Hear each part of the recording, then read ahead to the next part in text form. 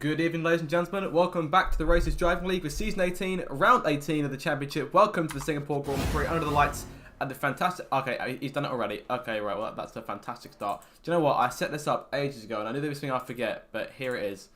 And there is the switch, and we should be all okay and set to go. Yes, there we are. So we're all on stream now and getting set for what should be a fantastic start to qualifying for this race. And a number of drivers who, of course, raced last week and racing again this week, as we get set for what should be, as always, a very thrilling Singapore Grand Prix.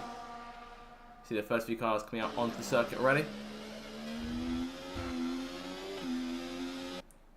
So of course, I'll open by saying apologies for the abrupt conclusion to last week's stream. There's internet issues elsewhere, I think, in my area. So in terms of, hopefully they should all be fixed. Things already running a lot smoother than they did in last week's race. So hopefully we shouldn't see any issues on that front. For one thing, the cars are actually keeping on their race line. We know where we're going in this case, so there shouldn't be any issues this time around. But of course, I will from there also give you the rundown in terms of the top 10 from last week's Azerbaijan Grand Prix, which of course ended, in terms of the stream, ended a bit early, as I say. So Grimio won the race from Cott in second, AT finishing in third. HB Cook took a fantastic fourth, reserving again this week in the Aston Martin compared to the McLaren he was in last week. 10th Cannon finished fifth, then Ethan, JB, Alvar, Che and Courtney Goblin round out the top 10. In terms of the bottom 10, Obsessed, Ericsson, Dan and Imri were the last four drivers classified, and from there, Huggy Bear, Curtis, Reggie, EJ, Matthew and Landlord. Matthew and Landlord didn't race, but EJ, Reggie, Curtis and Huggy Bear all failed to finish the Grand Prix. So of course that brings Grimio's lead into 83 points in the standings, so a long way back for Che at this point of the season, but of course plenty of time, still 7 more rounds left to go in this season, so anything could happen. In terms of getting things underway, we'll get things underway for Matthew's first qualifying lap in the Haas.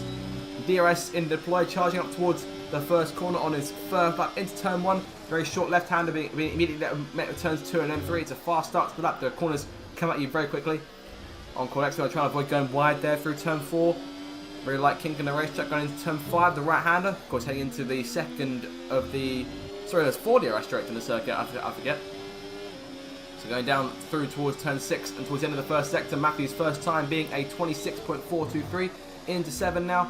Keeping the car under control, a bit wide there, but avoiding the track limits over the curb at the exit of the corner. Going through turn 8 now, under control. Fourth gear, back third back to third. Keeps it in fourth for turn number 9. And heading down towards turn 10, what was the former Singapore Sling back in the day. Of course, in the early years of this circuit. Through turns 11 and 12 now, heading down towards the slowest corner of the circuit, turn 13. This very tight braking zone. And of course, a good exit for me is crucial because it leads into the third DRS zone out of turn 13 towards turn 14. 1 minute 2.838, sector 2. And it's going very smoothly here. Turn 15. Of course, what this was formerly a... Apologies, no, this isn't a DRS straight on this game. On the picture I've got on my right here, it's marked as a DRS zone, but apparently not. Through turns 18 and 19, though, to cap off the lap. Brashman fastest, reserving for Kick Sauber, and Matthew 127.512. So Brashman fastest are the two to start things off. Next car coming towards the line will be, I think, one of the Red Bulls. Looks to be 10th Cannon on outlap. So then they'll go back to one of the RBs, so that'll be the Landlord. The Landlord, the defending winner of this race. 18 drivers as of right now in this session. We're missing one. Huggy Bear will join us later on. And Imri has a qualifying ban after causing a major collision, which unfortunately we missed in last week's race, as Landor goes fastest, 126.559 on the charts for him early on, so a solid start. Of course, I bet one of the RBs to the car up there, of course, as they extend their lead in the Constructors' Championship too. Is JB coming for the last few corners here? 2 corners to come for the Alpine, sliding slightly there, but off the corner, 128.242. Not a fantastic start then, work to be done on JB's front.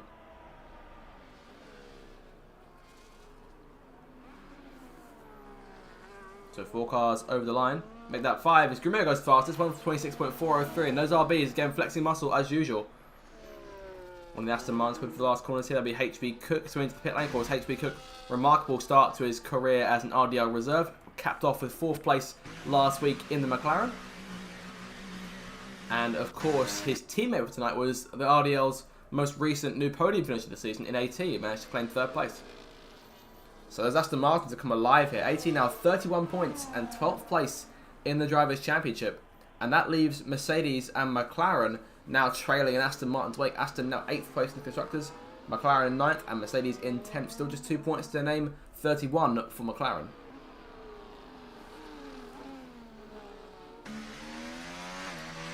So Aston had their work cut out from them at the start of the season, but no one could have really predicted that turnaround from this team.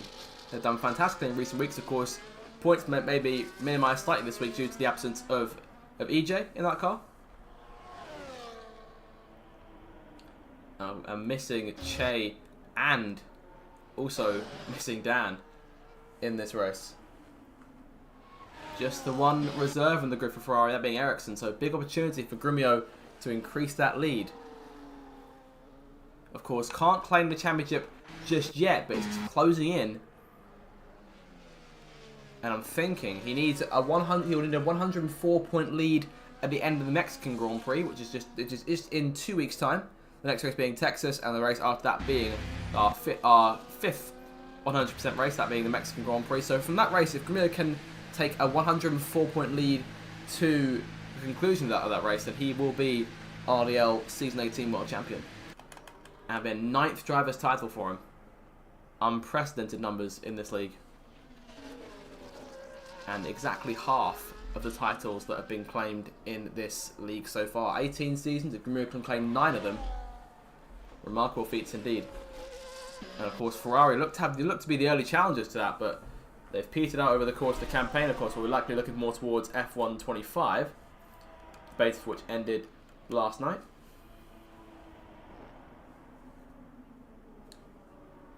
So AT coming through here. Unusual to see him without an RB in the vicinity, so we'll see where he stacks up.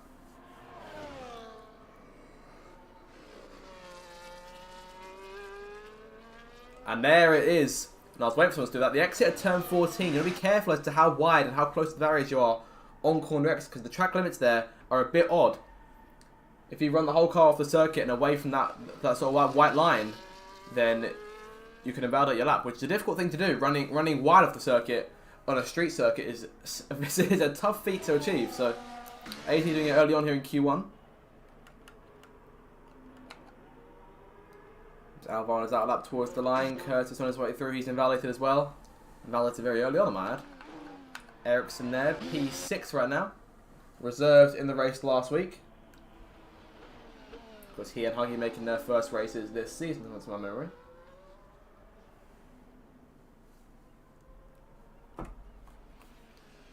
Just under 10 minutes to go in this first qualifying session, so plenty of time to everyone set a lap time. Only 6 times put in so far. So a lot of drivers either choosing not to go out or track limits catch them off guard. There's Cott for his first run. 2nd place last week, and Williams in 4th place in the Constructors. In terms of the gaps there, if I double check those on my screen just next to me. So of course, so RB in front of Ferrari by 78 points now. 3rd place is Haas, 235 points to name with Imrie and Matthews combination. Of course, good chance for those guys to try and score some more points. Imrie on his charge through the field today. Websey and Cott sit in 4th place for Williams. They are on 208 points.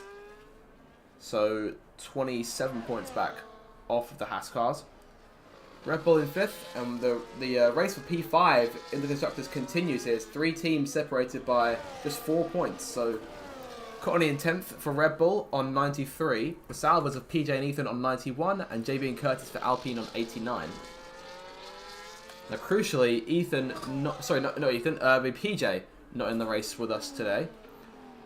Courtney and 10th are both, so Red Bull are both their drivers, and Curtis and JB both appearing for Alpine tonight. So the onus is on obviously Red Bull to try and maintain that advantage, but Sauber might have a tough ask in trying to hold on to 6th place tonight, given how close the gaps are, and whether Ethan could obviously need to score points for the team in order to maintain their position in the standings.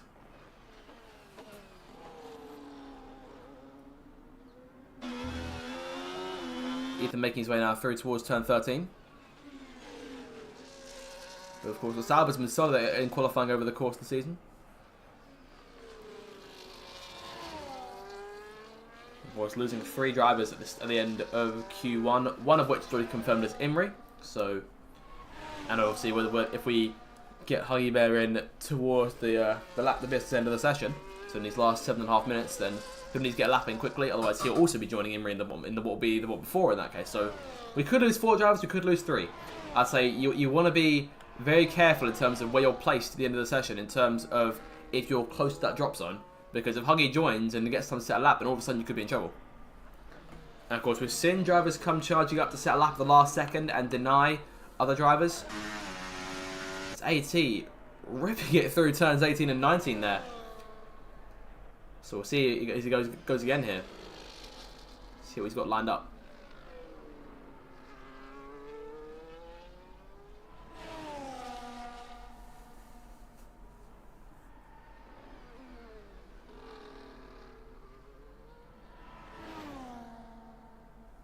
Right on board.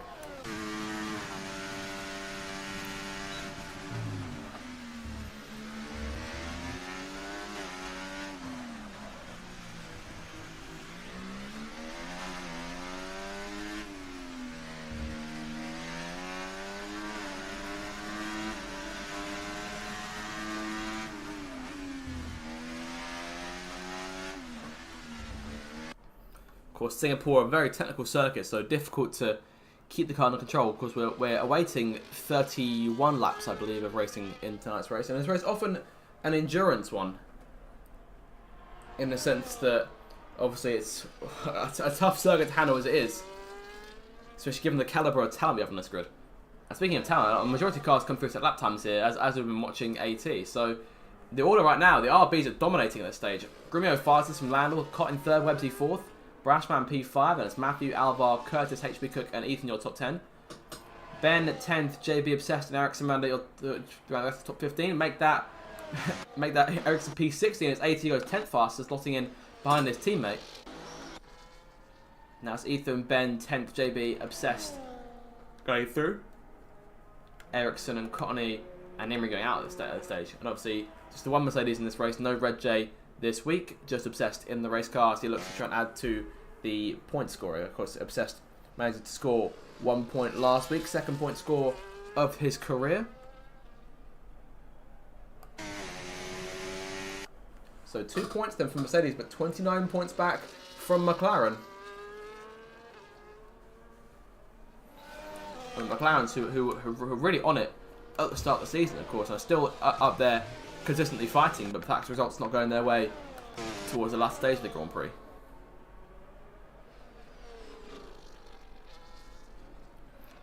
As Landau retires, so calling an end to his run in Q1, likely through to Q2.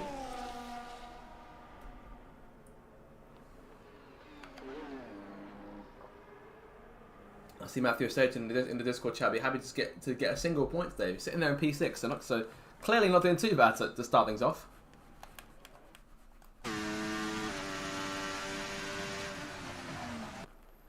So solid day so far for Haas, given the situation with Imri.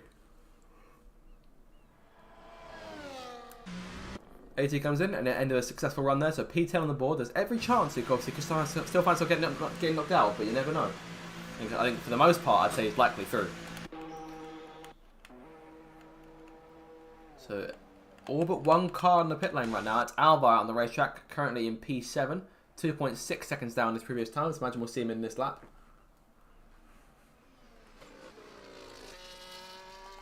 And now changes, here comes JB onto the circuit, and one of the Red Bulls coming out too. That will be Tim Cannon. So we'll be long now before we see drivers coming out for their final runs.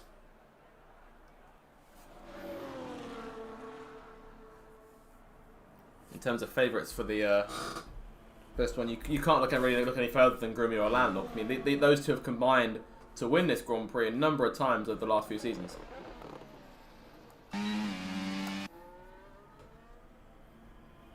Obviously, with no points being scored for Ferrari tonight, they've got the chance to expand their lead by 44 points at most to the 1-2, at least in the constructors' point chat standings. Which, if I put on the calculator here,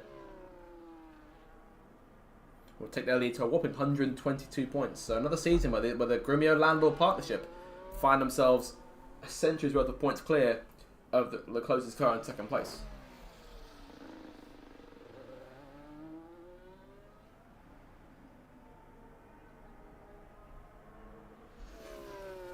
So 2.5 minutes to go, and we're starting to see cars come out now. Curtis retiring.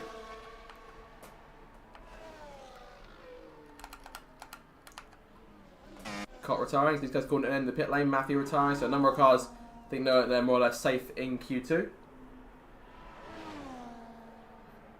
And we'll see here exactly what the cars behind have got as JB starts what could be his last run, or like what won't be his final lap, I shouldn't think. Of course, if he makes a mistake here, he's got enough time to get his battery back, cook up and try again. Obviously, the soft tyres won't be as lethal as they were in the first lap.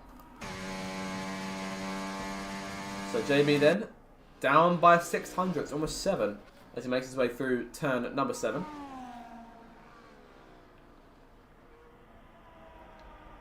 And he's only 3/10 above that drop zone right now as Alvar retires too, so P7 for Alvar.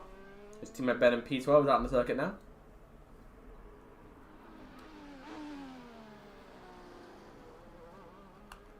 Courtney Goblin on the circuit, setting his first lap of the evening. Got just about enough time to come through. So Ethan, Grumio and Brashman likely will not set laps here. So they'll be going out, they'll be likely going through. Ethan in P11 is obviously under the biggest threat here. As everyone except those guys is out of the racetrack. 80 on the racetrack now.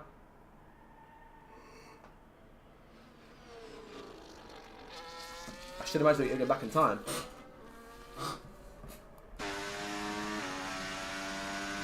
And Ben retiring. Oh, I think he may have crashed the car. And then she may have crashed going into turn 4. Sorry, turn 5. And it looks to be the end of his session. He's in P13 right now. So if 3 of these 4 cars below him improve past the 128.135, that could be him out. And that's one of them. 10th goes towards the line. P6 for 10th. Ben down to P14 now. Obsessed improvement. Obsessed validates there. And now Obsessed is under pressure because if either Ericsson or Courtney improve, that's going to be it for him. I think Ben can perhaps breathe a sigh of relief unless both Ericsson and Courtney set faster lap times. Ericsson's starting it. Ericsson's evaluated too. So Ericsson is out of qualifying. Courtney Goblin can still go through. He's got a chance to knock 2 of these guys out. HB Cook P8 over the line. Taking a flag in the air for Courtney Goblin. Where does he line up? P17 for Courtney. Ericsson also out. So Obsessed goes through to Q2, as does Ben. Both cars in by the skin of their teeth. JB in P12 looks to be safe.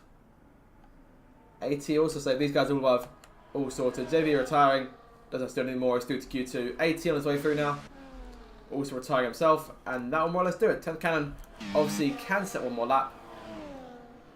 I think likely we'll see her into the pit lane here to conclude this first part of qualifying. But Grumio fastest, and the rest of the field has got some work. The Williams cars will likely be the biggest threat to the RBs over the course of the race. And from there, it's a race on for P5, I think, but for everyone else.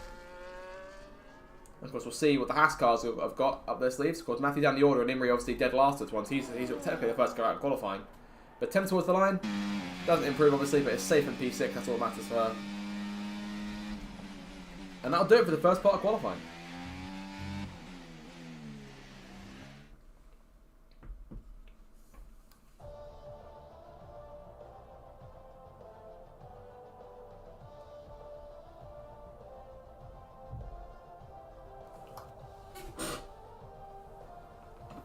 So an entertaining start to things here.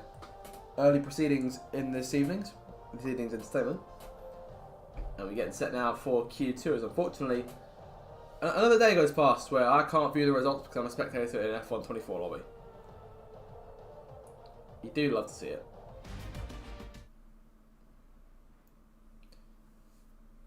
So now Q2 set to get underway. 15 cars now left in the session. And of course we'll lose 5 of those after the next 15-20 minutes or so.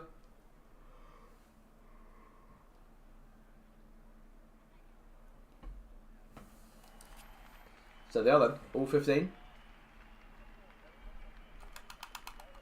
So 15 minutes to go, 15 drivers left, and we'll lose 5 of them. in terms of who'll be the first car in the race cycle, normally it's Imri, but in this case, no one in particular looks to be heading out first, so no one biasing that bullet just yet. Let's see which team personnel emerge into the pit lane first to send their car out. And there is the Haas down the end. So even with Imri not here in this part of qualifying, Matthews still gets the car out first. That's one of the RBs coming out too. That is Landlord emerging onto the circuit.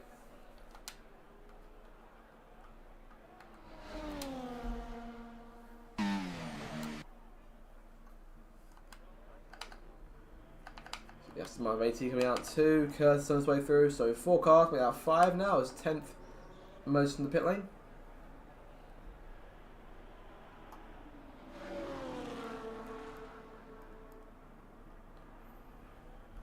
We've got Dan in the chat there, I see. AT for the win. That's a bold prediction. We'll see what he's got lined up. Outside of the top 10 in qualifying 1, but into qualifying 2, might see a bit more pace on him.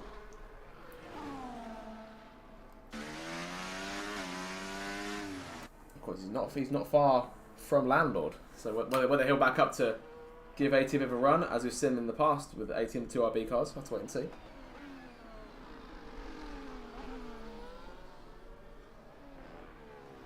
Early predictions for the winner already underway.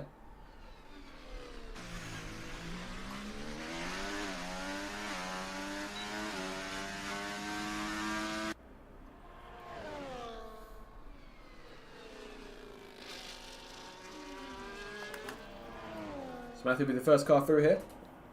And we'll run on board to see how his first Q2 lap winds out.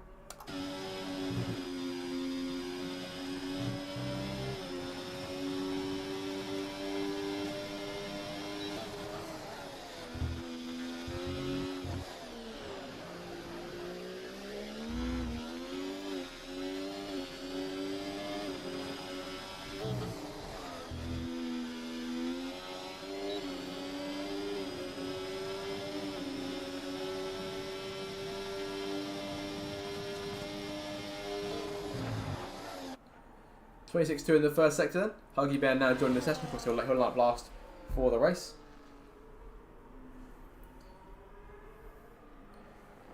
I'm going to be made between Aston and Alpine. The gap between those 2 cars in the constructors currently sits at 40 points. 89 to 49. So we'll see in terms of if Aston can close that gap, and if so, how much. Of course, just AT behind the wheel against JB and Curtis, both cars who got through to Q2. So we could still see a double Alpine appearance in Q3.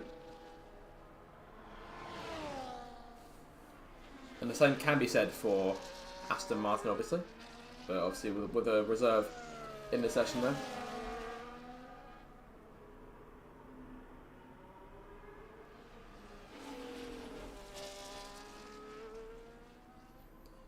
Now through here to complete his first lap. Up towards the line, it'll be a 1 minute 27.855 on the board. Landlock coming behind, we'll see what he's got lined up. Landlock 127.046, so that gap still looming large. 80 seconds, splitting the 2 cars, 127.6.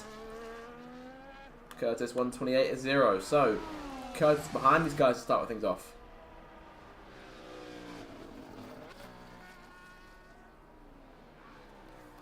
Next car through will be 10th. 128.8. Time's dropping, getting a bit slower here. Brennan Ethan on out laps. HB Cook, Alvar, Brashman all coming through.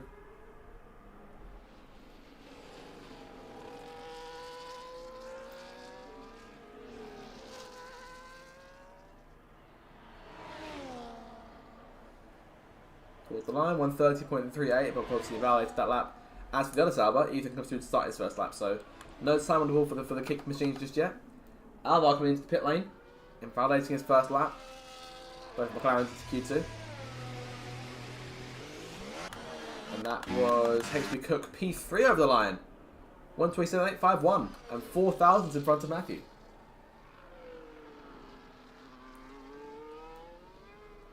So behind the RBs, things like mighty competitive, but in terms of challenging them, that could have been a different story in terms of raw pace in this race.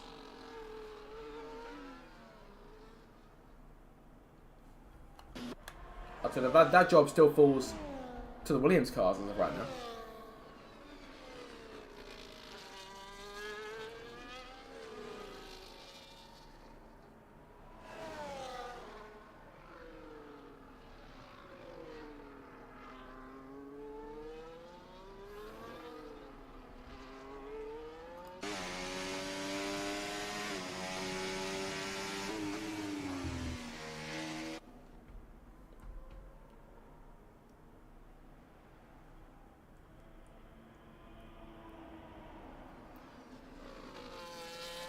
Oh, and caught there. Taking a bit of a tumble on his first lap, on his out lap rather. And that would be an end play off the car. You see it there. As Brashman goes fastest. So where did that come from? Brashman fastest, 1:27.861 on the board. Grumio through. Let's see if he's got that. See if he can try and beat it.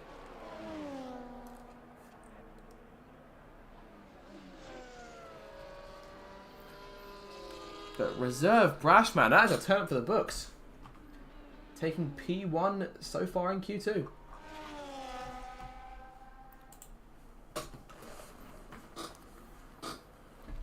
We'll see if Grumio can match that. 25.9 in the first sector. So Grumio on it already.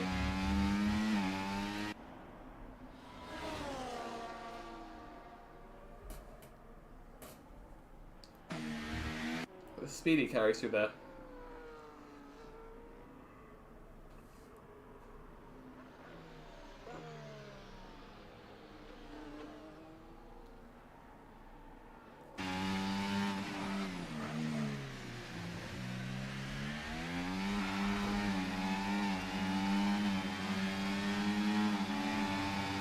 We're trying to get a toe there off of Brashman. Of course, the car is trying to beat at this point. We'll win at 2.03 in the second sector. And what is this like going to look like? Because we've seen it in the past, Grumio just pulling out a lap casually about half a second faster than everyone else on his first attempt, and sometimes even into the next second. So we'll see what he's got. This could be 1:26.3, so half a second up. 5.1 tenths faster than Brashman. Comes to the pit lane now. With that lap, I'd imagine he's more or less set in Q3 at this point. I would think he needs to go out again. Still waiting on 5 cars to come through set for lap times. Cot, Obsessed, Websy, Alvar and JB. Alvar starting his first lap now. Websy towards the line, we're at 2.539. Half a second off of Grumio's top time in Sector 2. And towards the line at 1:27.048 for Websy. 2,000s off Landlord to the pace. Found pace to match with one of the RBs.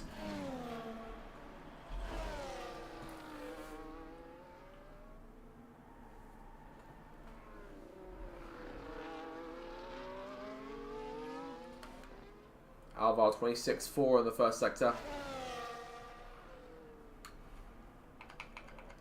And I saw someone go the line there. Maybe one of the Alpines. That would have been, sorry, that would have been JB starting his lap. But Curtis is slow here.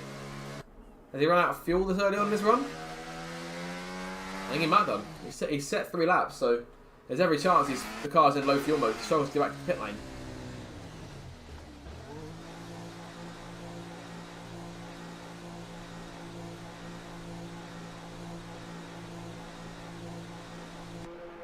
There we go. So 4 more cars coming through. Cox starting his next lap. 160 miles an hour as he starts his next flying run. Obsessed and validated. Alvar through turn 8 through turn 17 now. 1:27.9 left for P9 right now, so he's still on the edge. But crucially, half a second clear of Ethan in P10. JB coming through now. As I said, invalidated. Caught on the run towards turn 6, turn 7.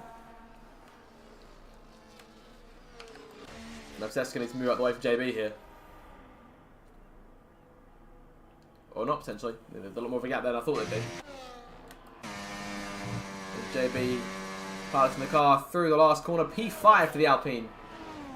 So that'll knock Ethan into the bottom 5. And you're going to need at least a 1:27 now to get yourself a chance of Q3. JB retiring there, so calling an end to his session. Perhaps satisfied with that lap time. Obsessed last lap was a 1:28.6. He needs more than that. About another 6-7 tenths more. 26.4 in his first sector, so a solid start. That's more or less around the average so far. Grumio retiring from the session. Likely safe in Q3 and looking for another pole position. Of course, qualifying has almost always gone his way in the past. 10 poles this season. 1 for Che and 1 for Dan.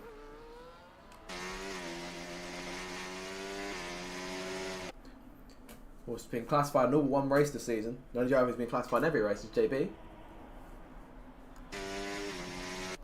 taking 13 podiums, 11 of them race victories. It's been a remarkable season for Grumio. Obsessor was invalid again there. He's got 4 minutes to come through and set a time. He's the last car. 1:27.938 off Curtis. Need to exceed that time at a minimum to advance to Q3. Cotnow in third. 1:26.887. And it's Landlord fourth, Websey fifth, and JB, AT, HB Cook, Matthew, and Curtis. Currently, the cars going through. And the bottom 5, Alvar, Ethan, 10th, Ben, and Obsessed. Ben needs a good, better time, and of course crashed at the end of Q1. And there goes the Red Bull out the back on the circuit again.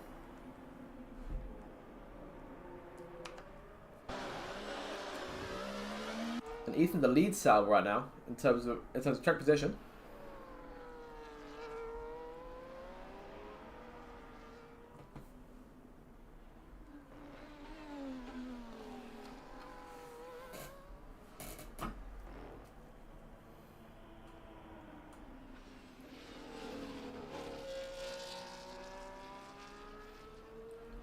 Towards the end of the second sector for Ethan now.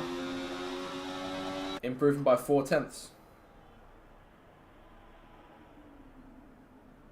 Just a few corners to go.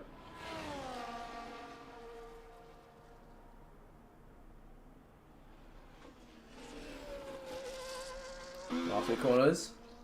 Through turn 17 towards 18 and 19 now to cap off his lap.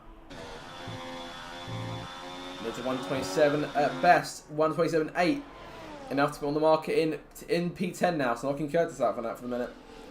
But Curtis also on the lap himself. Alvaro in the pit lane.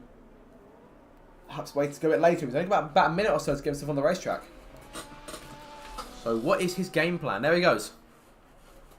As Sauber getting set to bring Brashman in. Brashman safe in Q3. I'd say for the most part. Short swing going drastically wrong. So Ethan only car currently on a time lap. 6 cars on their outlaps and getting set for their last efforts. And everyone in the bottom 5 is out on the racetrack again for one last run. Cott retires, 3rd place from the session. Solid effort.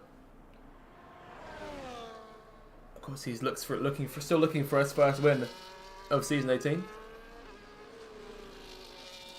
Just 4 winners over the course of the season so far. Grumio, Che, Dan, and Landlord. Imri in P4, the highest car in points without victory. And Cott being outscored by his teammate this season so far, but the gap, not too much between those guys. As of right now, 22 points as Obsessed starts his final lap. A minute to go. Alvar's got time to get round.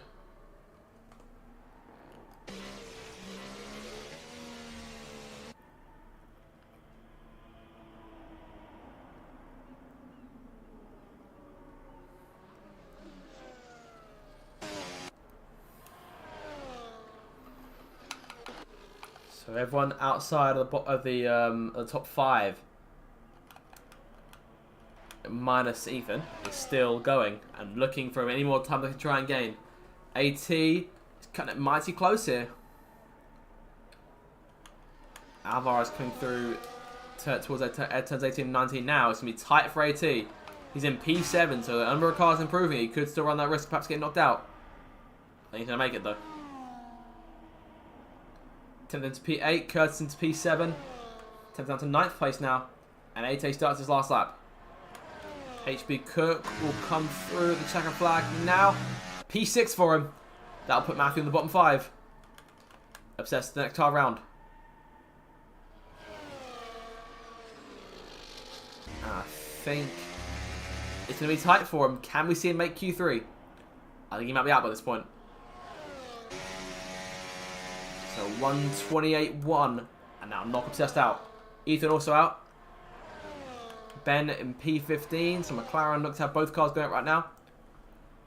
Alvarez 2 tenths up in the first sector. Matthew doesn't need half second, but he's got half second, almost 6 tenths up. 1 corner to go. Curtis retires. Matthew into P4, and that will put 10th cannon out for now. She was a second and a half down in the first sector. So that could be over for her. She could be out qualifying here. Alvaro half a second up. He needs half a second. If he can maintain this pace, that can send AT out the session.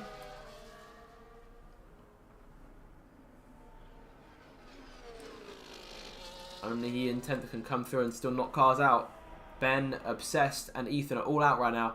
What has Alvar got up his sleeve? Last corner. Alvar's P8 knocking AT out unless AT can fight back. 10th in the pit lane, she's out. Only AT can knock Curtis out of qualifying in the last moment. Towards the line. P8 for AT. And that will put Curtis out. Well, a very, very, very condensed field here in the mid-pack. As qualifying 2 draws so close. This time we can see the results. Grumio fastest by a half second over Brashman second. Fantastic qualifying run from him in Q2. He'll be through to Q3. It's Cott, Matthew, Landon, your top 5. Websy, HB Cook, AT, Alvar, and JB. You'll move on to representation for the majority of teams in tonight's race. Curtis out, 10th out, Ethan, Obsessed, and Ben all out. 1:27.6, the fastest time to be eliminated, and JB's 1:27.5 squeezes through.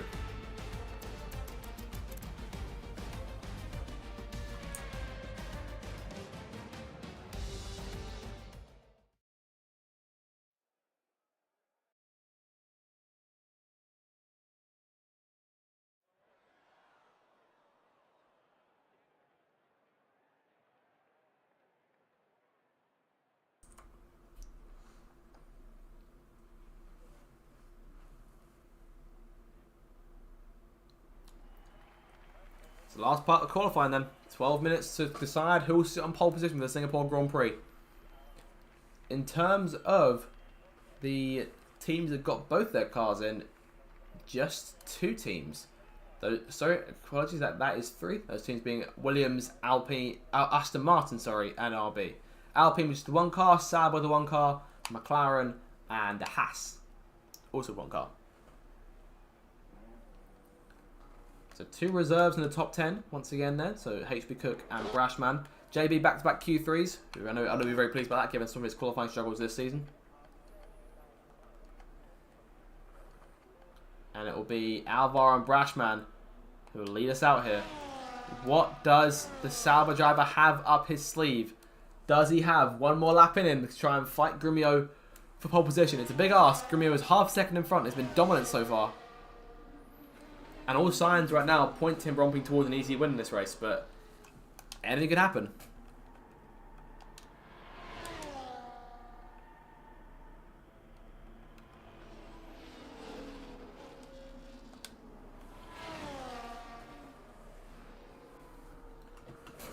I'm being told strange temperatures in terms of the race ahead. Whether we might see some rain towards the end of the Grand Prix, I'm not too sure. Of course, a long way away. I have to keep an eye out on the T-cam here in case we do start seeing any drops falling on the halo. Perhaps the most visible place to see the rain when it's not, when you're in these camera angles. 5 cars in the circuit. Matthew, Landlord, HB Cook, Alvar, Brashman. The other 5 on the pit lane, save for AT, who is now emerging. Once again, both Aston Martins doing fantastic in qualifying. Even with one of them actually in the race. Well, at least not scoring points for the team. No. Grumio on the circuit now. Brashman through for the first lap.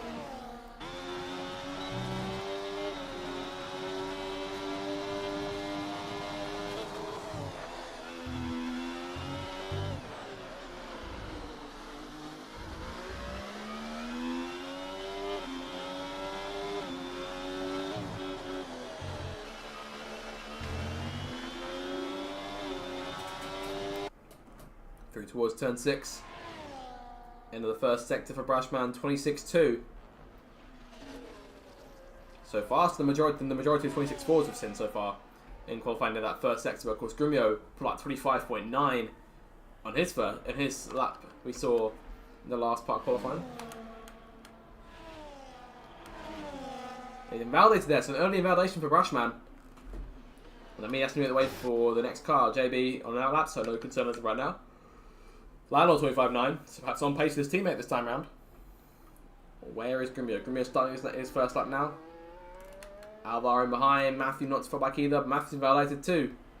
So not a good start for a number of these guys here. And HP Cook, 30. Sorry, he didn't see his time in the first sector, sorry. But Grimio's on his way through. He's making his way through towards turn 6, turn 5 now. I'll never get my corner numbers right. I've got a track map here on my right, but I can't get my numbers right tonight. Through 6 and towards 7. Grimio's first qualifying run in Q3 in Sector 1 is 25.6. So 3 tenths up on his teammate. And qualifying looks to be a foregone conclusion already in terms of pole. First laps coming through on the board now. Landlord towards the line. 1:26.1 for Landlord. Alvar's in behind, about a lap time. 1:28.2. Matthew invalidated. HP Cook's time is valid. 1:3.1 in his second sector towards the end of the lap now. And over the line, 1:27.7. So yeah, again, bridging the gap between first and it's now first and third. Grimio 1 minute 1.2.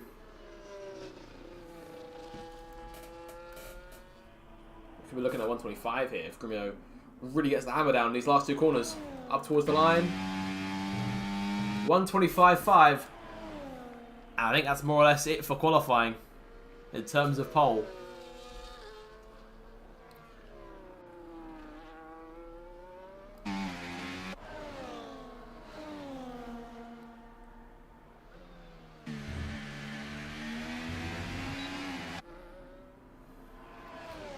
And as I say, Grimio can't win the championship in this race, but if I'm thinking in terms of mapping ahead, if this week and next week's results go his way, we could be seeing him crowned champion before Mexico. I'm not overly sure there. I think Cote will be his first opportunity to actually win the championship with, I think, with a win, and if Che doesn't score.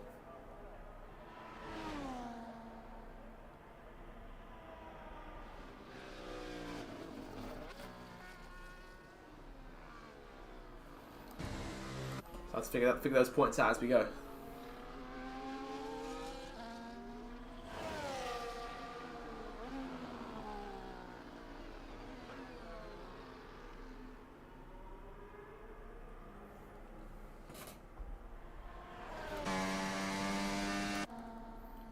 JB now third fastest, 1:27.656. HP Cook fourth, Matthew fifth, Alvar sixth. The 2 Williams cars on the racetrack now.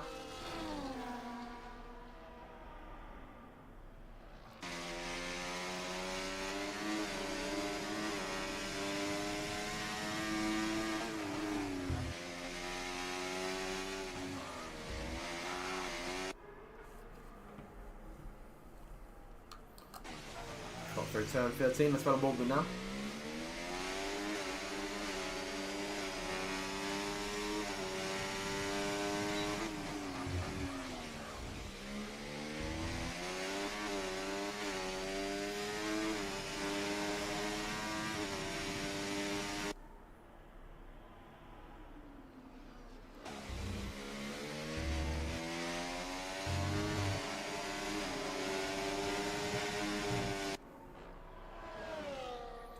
Got towards the line, P3 for him, so jumping in front of JB.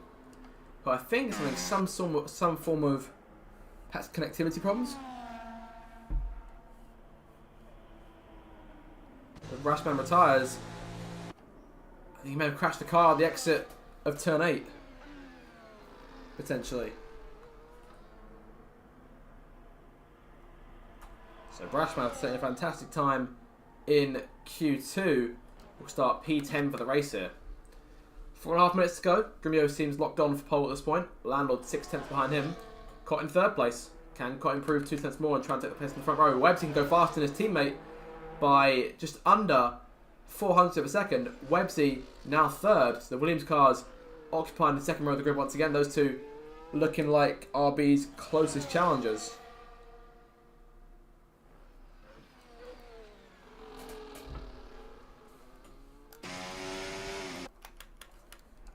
Only the Williams cars on the circuit now.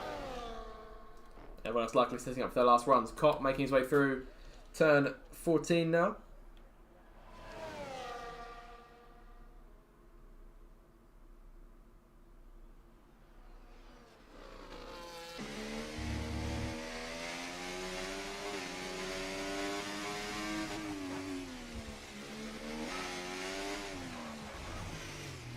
coming in then. So Webb's, the only car on the racetrack.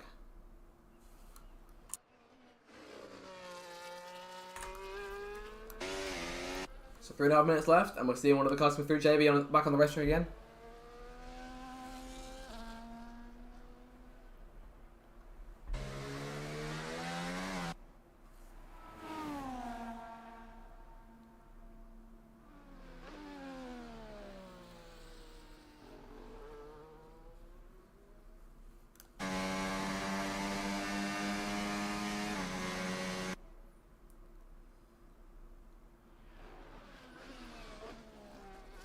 One car then in JB on the racetrack.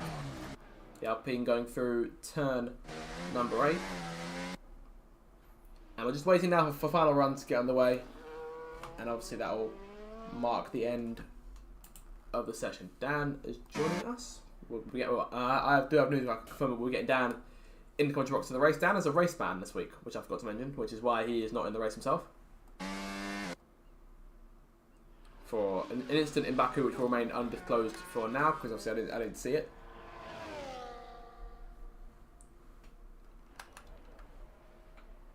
So looking forward to having insight from a driver in the race. HB Cook and Matthew both on the racetrack here, looking to improve their starting spots, as well as JB. There's just 2 minutes to go, so I think likely we'll be seeing a few cars coming out of the last lap. Lando on his way out.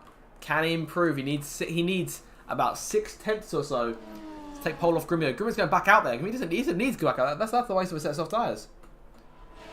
Going back onto the circuit. Grimio in the late moments of this session. So we'll see in terms of what the game plan is for him there. And we got Dan in early. Dan, welcome into the stream, mate.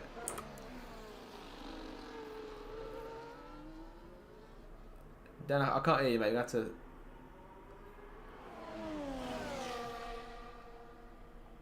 Dan, you hear me? You there? I'm not sure your mic's working correctly. I just got to come back to you in a little bit once qualifying draws to a close. Then from there we'll try and figure out between quality and the race. So in terms of last runs get underway though. Grimio, Landlord, Websy, Cottle on the circuit.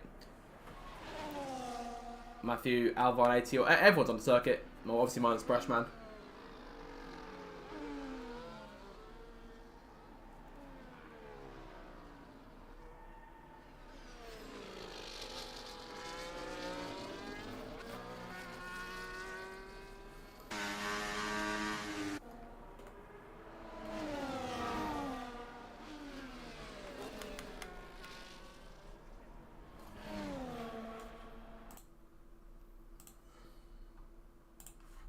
So here we go then. The last 30 seconds of qualifying. As things start to draw to a close. JB towards the line. Will likely be his last lap.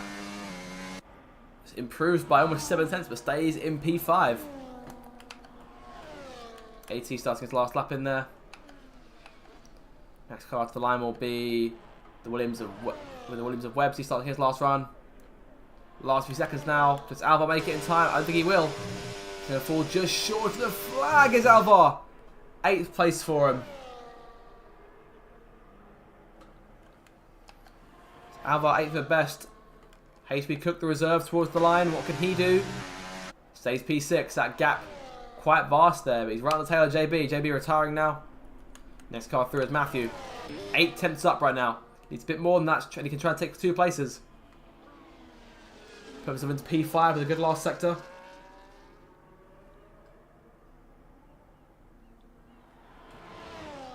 Matthew towards the line to end off qualifying. P5, he does it, gets them both. And gets them both convincingly here by a 10th or 2. Next car to the line will be Landlord. Invalidating though. Grimio is up. I think again here, going into this last sector. Joe to think what sort of lap he's about to put on the rest of the field. Landlord through to the line, validating here. We'll start in the front row, unless the 2 Williams cars got anything to say later on. But Grimio here, with another dominant qualifying performance, looking for another pole position.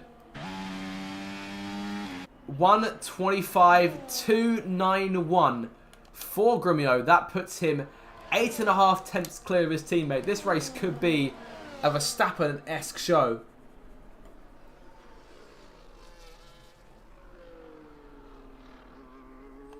Websy invalidating there. Caught in third. And with everyone pretty much over the line, that will do it for qualifying. There is your pole sitter by a dominant margin. Grumio is the fastest car on track by a long, long way. The RB is particularly strong. The Williams cars are looking decent in terms of pace. But there's one driver in terms of pace over one lap who's run away with it once again. And that will mark up as Grumio's 11th pole of the season. Landlord second, Cott in third, Websy fourth, Matthew fifth, JB sixth, his best quality effort this season. A fantastic end to things here in Singapore. But of course, still a whole 31 laps of racing to come. See if we get to the top 10. So Grumio from first, Landlord second, Cott third, Websy fourth, Matthew fifth, and JB, HB Cook, AT, Alvar and Brashman around at your top 10. So that is qualifying. I'll be back with you shortly then for the start of the race.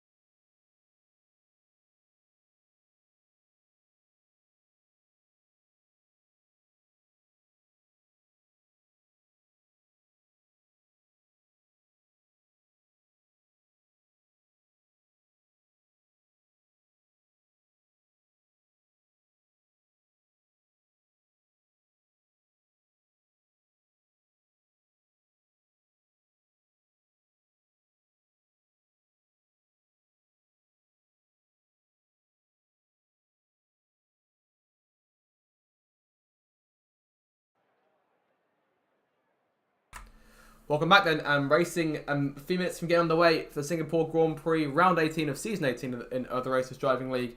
Have a look.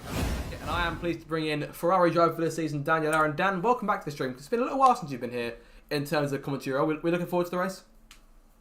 Yeah, absolutely. It's a little bit ominous. Grumio setting the biggest pole margin of the season.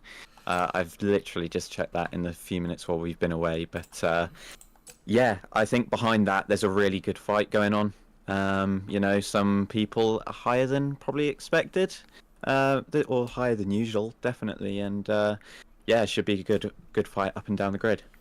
And I'm hearing a threat of rain towards the end of the Grand Prix. There's the circuit on the screen for you now, guys. 19 corners on the circuit, one of the toughest tracks you run this season, of course. The third sector remodified a couple of seasons ago. That's now what was a long, winding, slightly more technical last sector. Is now one long straight, which I think it's meant to hold DRS in real life this year, but doesn't on F124, so that's unfortunate for us. But as you say, Dan, Grumio is the car to beat, I think, without a shadow of a doubt, on course for a 9th driver's title, of course. It must be slightly gutting for you guys at Ferrari, knowing he's there, setting that gap as we speak. Yeah, a little bit. I think after Canada, we sort of knew, really, like it was a very slim chance of being able to catch. Obviously, Che missed that race and I finished P4. Yeah, I mean, to be fair, you cannot argue with just his pace. He has been exceptional. Yeah, honestly, after watching it for several seasons on end, I think I have to agree with you. I'm more hoping for someone to stop him. But a win plus fastest lap could put 106 points clear in the Drivers' Championship. We'll have a look now at the starting grid for what should be a very exciting race here tonight. Start from the back row, then Huggy Bear by himself reserving for Mercedes in P19. In terms of starting tyre, we're looking at the medium tyre for him. Imri had a qualifying ban after a crash last week, which Dan won't remind you of too much. He lines up P18 on the mediums. Cotney P17, hard tyres for him. Ericsson also reserving after last week in Azerbaijan, hard tyres for him. Ben on his inside in P15, medium tyres on that McLaren. Seth's looking for a second straight points finish and third of the season if he can do it today. He runs up P14. It's Ethan in front of him, of course, the lone Sauber that can score points in this race. 10th Cannon starts P12. It's Curtis in P11. The only car on the soft tyres to start, so keep an eye on him in the first stint. Brashman, one of the four cars on the hard tyres. He's looking to go a bit longer into this race. And obviously, Alvar P9 there. A long run of cars starting from mediums from 9th up to 2nd. The two Aston Martins of 80 and HB Cooper obviously reserved tonight on the 4th row for Aston Martin. 80 the only car to score points, coming off a podium last week. JB, one of his best qualifying runs, if not his best starting spot of the season, P6 for him on the mediums. Matthew lines up P5, of course, just to keep an eye on his teammate working his way through the field as he tries to eye out podium finish if he can. Websy and Cott together on row 2. Websy 4th, Cott in 3rd place, Cott after 2nd place last week to try and challenge Grumio for the win. Landlord in 2nd place, and of course Grumio the dominant force over the course tonight, starting from pole position. Dan, talk to me. Obviously, you're a driver for this sort of thing normally. In terms of strategy, what's the plan for the race ahead normally? What would you do? I have a feeling that Grumio is on the correct one. However, the track, to me, I don't know if it looks like it to you, Zach, but the track does look a little bit greasy in places, and those softer tyres might actually help Curtis, especially, compared to, Brashman around him. I have to keep an eye. Obviously, two contrasting sets of tyres there for the Sauber and the Alpine, of course. As I say, Sauber with Brashman can't score points, but Ethan can. So keep an eye on him working straight from behind. Curtis, we're looking to try and join JB in that top 10 as those two try and get in front of both Sauber and Red Bull in the constructors. I said they've got a fair chance of doing that in this race as the last few cars take their spots on the grid. It's a bit of a traffic jam here. There's a number of cars, obviously, have switched about in terms of order, but everyone will get into their grid spots nice and easy. Helgi Bear taking the last spot on the grid. The two RBs waiting, their tyres getting colder at the front of the grid. They've been waiting there for about 30-40 seconds now. But Helgi Bear, the last car in there, as the lights get set to come on for what should be a fantastic Grand Prix. 31 laps around Singapore. The lights are on for round 18 of the season. Lights out, foot to the floor. We're racing here. Good start from Landlord on the left-hand side, going towards turn 1. Landlord with a belter of a start, going in towards turn 1. Landlord, the defending winner of this race, side by side with his teammate through turns 1 and 2. Grumio on the outside has got the preferred line for corner exit, but Landlord is still there on the left, going through turns 4 and 5 now. Landlord around the outside, Grumio underneath him. It's very tight between these two cars. Caught behind them, front row seat for this showdown between the two RBs. Everyone keeps it nice and clean in the back of the grid. Ericsson hugging at the bottom of the order now, as Grumio is now behind Landlord, but might try the outside. Cott closing in too. Grumio to the outside. Cott's underneath him. Landlord, though, Dan, leads on the initial getaway. Yeah, obviously a little bit scary. They've got a bit of history of that one contact between them, but they kept that nice and clean through those first few corners. Cott there in 3rd place, Websy in 4th, then it's Matthew in front of JB. So these guys maintaining positions more or less, except for Landlord taking the lead on the start. Aston Martins as they are, HP, Cook P7, ATP8. Curtis up in the top 10 race, those soft tyres already working their magic. And Brashman's fallen out the top 10. Alvar now holding the last place in the points as you see cars challenging behind. Contact there. Oh, there goes Ben. And has caught a number of cars there. Had to reset the track going through turn 13. And just caught that inside barrier. Not a nice place to be. I think 10th Cannon might have got hit too, so she might take damage potentially. Have to keep an eye on that. Any damage on that Red Bull? Looks to be all okay. Anything on the McLaren? Surprisingly, it looks like both cars are more or less get away without any damage. So, I say fortunately. Sorry, Cotney Goblin is in the back there. I'm not sure what happened to Cotney, but has he got damage? I think he's all okay for now. I think, yes, I'd say we're all good on the Red Bull front. We'll see when he comes to the pit lane. But Landlord leads the first lap. 30 laps to go and plenty of time for Grumio to try and get back around him as DRS comes into play. Yeah, Imri picked up damage and he's into the pits now. Really unfortunate for him. Obviously, he had a qualifying ban from last week and now he's got an even bigger job to do. Hopefully, for him, there might be a safety car or something where he can catch up or make use of an alternate strategy today. But yeah, tough start for him again. DRS already enabled as Imri looks to start his recovery drive from the back of the field here. So Grumio closing a little bit, but can't make that move on Landlord just yet. Alternate strategy here between the two RB cars, and it's obviously to try and avoid any sort of crossover in the pit lane. But a safety car could obviously play away from one of the two cars potentially over the course of this Grand Prix. I'd say if you're on that harder tyre and we get an early safety car, that could be a concern. But I think from the, obviously I'm just a commentator here, and obviously you're the driver, so I'll leave that knowledge to you, Dan. But in terms of these guys up front, I'd say the medium tyre, if we can get a decent first stint in, a safety car shouldn't impact them too much, I wouldn't think. Yeah, again, and it also depends if that safety car comes at a certain time as well. So I think about lap 13 is when we'll start to see those medium tyres pit, and around lap 18 is when we'll see the hard tyres pit. So again, a bit of luck involved in when that safety car comes out, if it comes out, however. So hopefully we do get a clean race today compared to the chaos of last week. But yeah, again, very, very clean so far between everyone.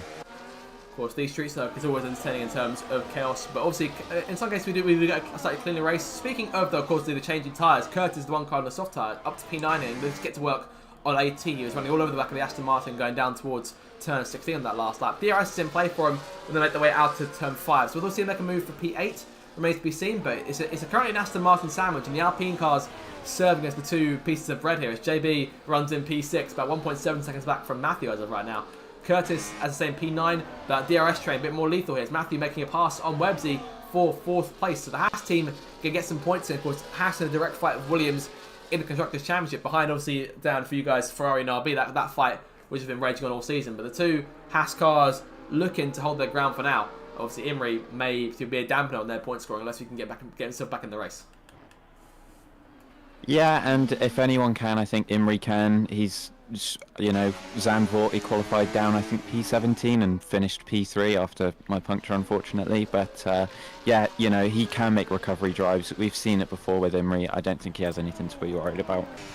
And that's a groovy there. I see Cox trying to threaten Grumio, I think, here going through that second sector. He's fallen back a little bit here, but in terms of pace, he's right there with these guys. So we could see Cox trying to challenge here. Reminder that he hasn't won a race since season 16, I would think. He hasn't actually won a race in the RDL on this game, and neither has Imri. Because those have been the two guys I've been talking about the majority of the season in terms of breaking the duck and winning a race this season. Obviously, you've got a race win on both those guys so far in this campaign. So I know you're all set in that department, but we'll continue on as we are. It looks like Matthew and Websy have sort of lost the train a bit compared to Cock, Grumio, and Landlord. JB by himself, or I say by himself, he's got the rest of the company, the rest of that top 10 right behind him. Alvar keeping pace as well. Brashman in P11 on those hard tyres. Obviously, you wouldn't think he'd keep him with these guys, but he's doing a fantastic job as of right now. Yeah, he is on those hard tyres. If he can stay with this train, it gives him a really good chance for the overcut. And something to note actually is Websy and Matthew are fighting there, and Websy makes a move on Matthew, is that Cott in P3 has the most ERS available out of the top 10. So really, really want to keep an eye on, especially if he can maybe make a move on Grumio in one of the few DRS zones we have around this track. Of course, we've seen all season how crucial that ERS is, especially in terms of a late race charge. I think to Belgium in particular, just one of the races this season where Grumio and Che have been fighting on the final lap. Those two are sort of broken away, and from there you often see Grumio sit in second and use the ERS to get around Che, and obviously to help with the DRS as well. He can use that battery and then pull away over the rest of the lap, which has of course led to the number of finishes we've seen this season. They've ended the same way. Behind them though, Alvar and Curtis dueling for 9th place. Looks like Alvar gets the edge on this occasion. There goes Brashman to the inside, the double whammy for Curtis, who falls down both places but tries to outbrake the out from the Salvatore going in. I think Brashman's got damage here. He's lost an end plate on that left side. If I double check, he makes his way through. Yes, he has. There's a gaping loss of an end plate on the left side of that race car. So how Brashman manages the damage after remains to be seen. But this is the sort of circuit where you could try and get away with that in certain parts of the circuit, but not so much in others. Yeah, interesting that Curtis fell off quite a bit during that run.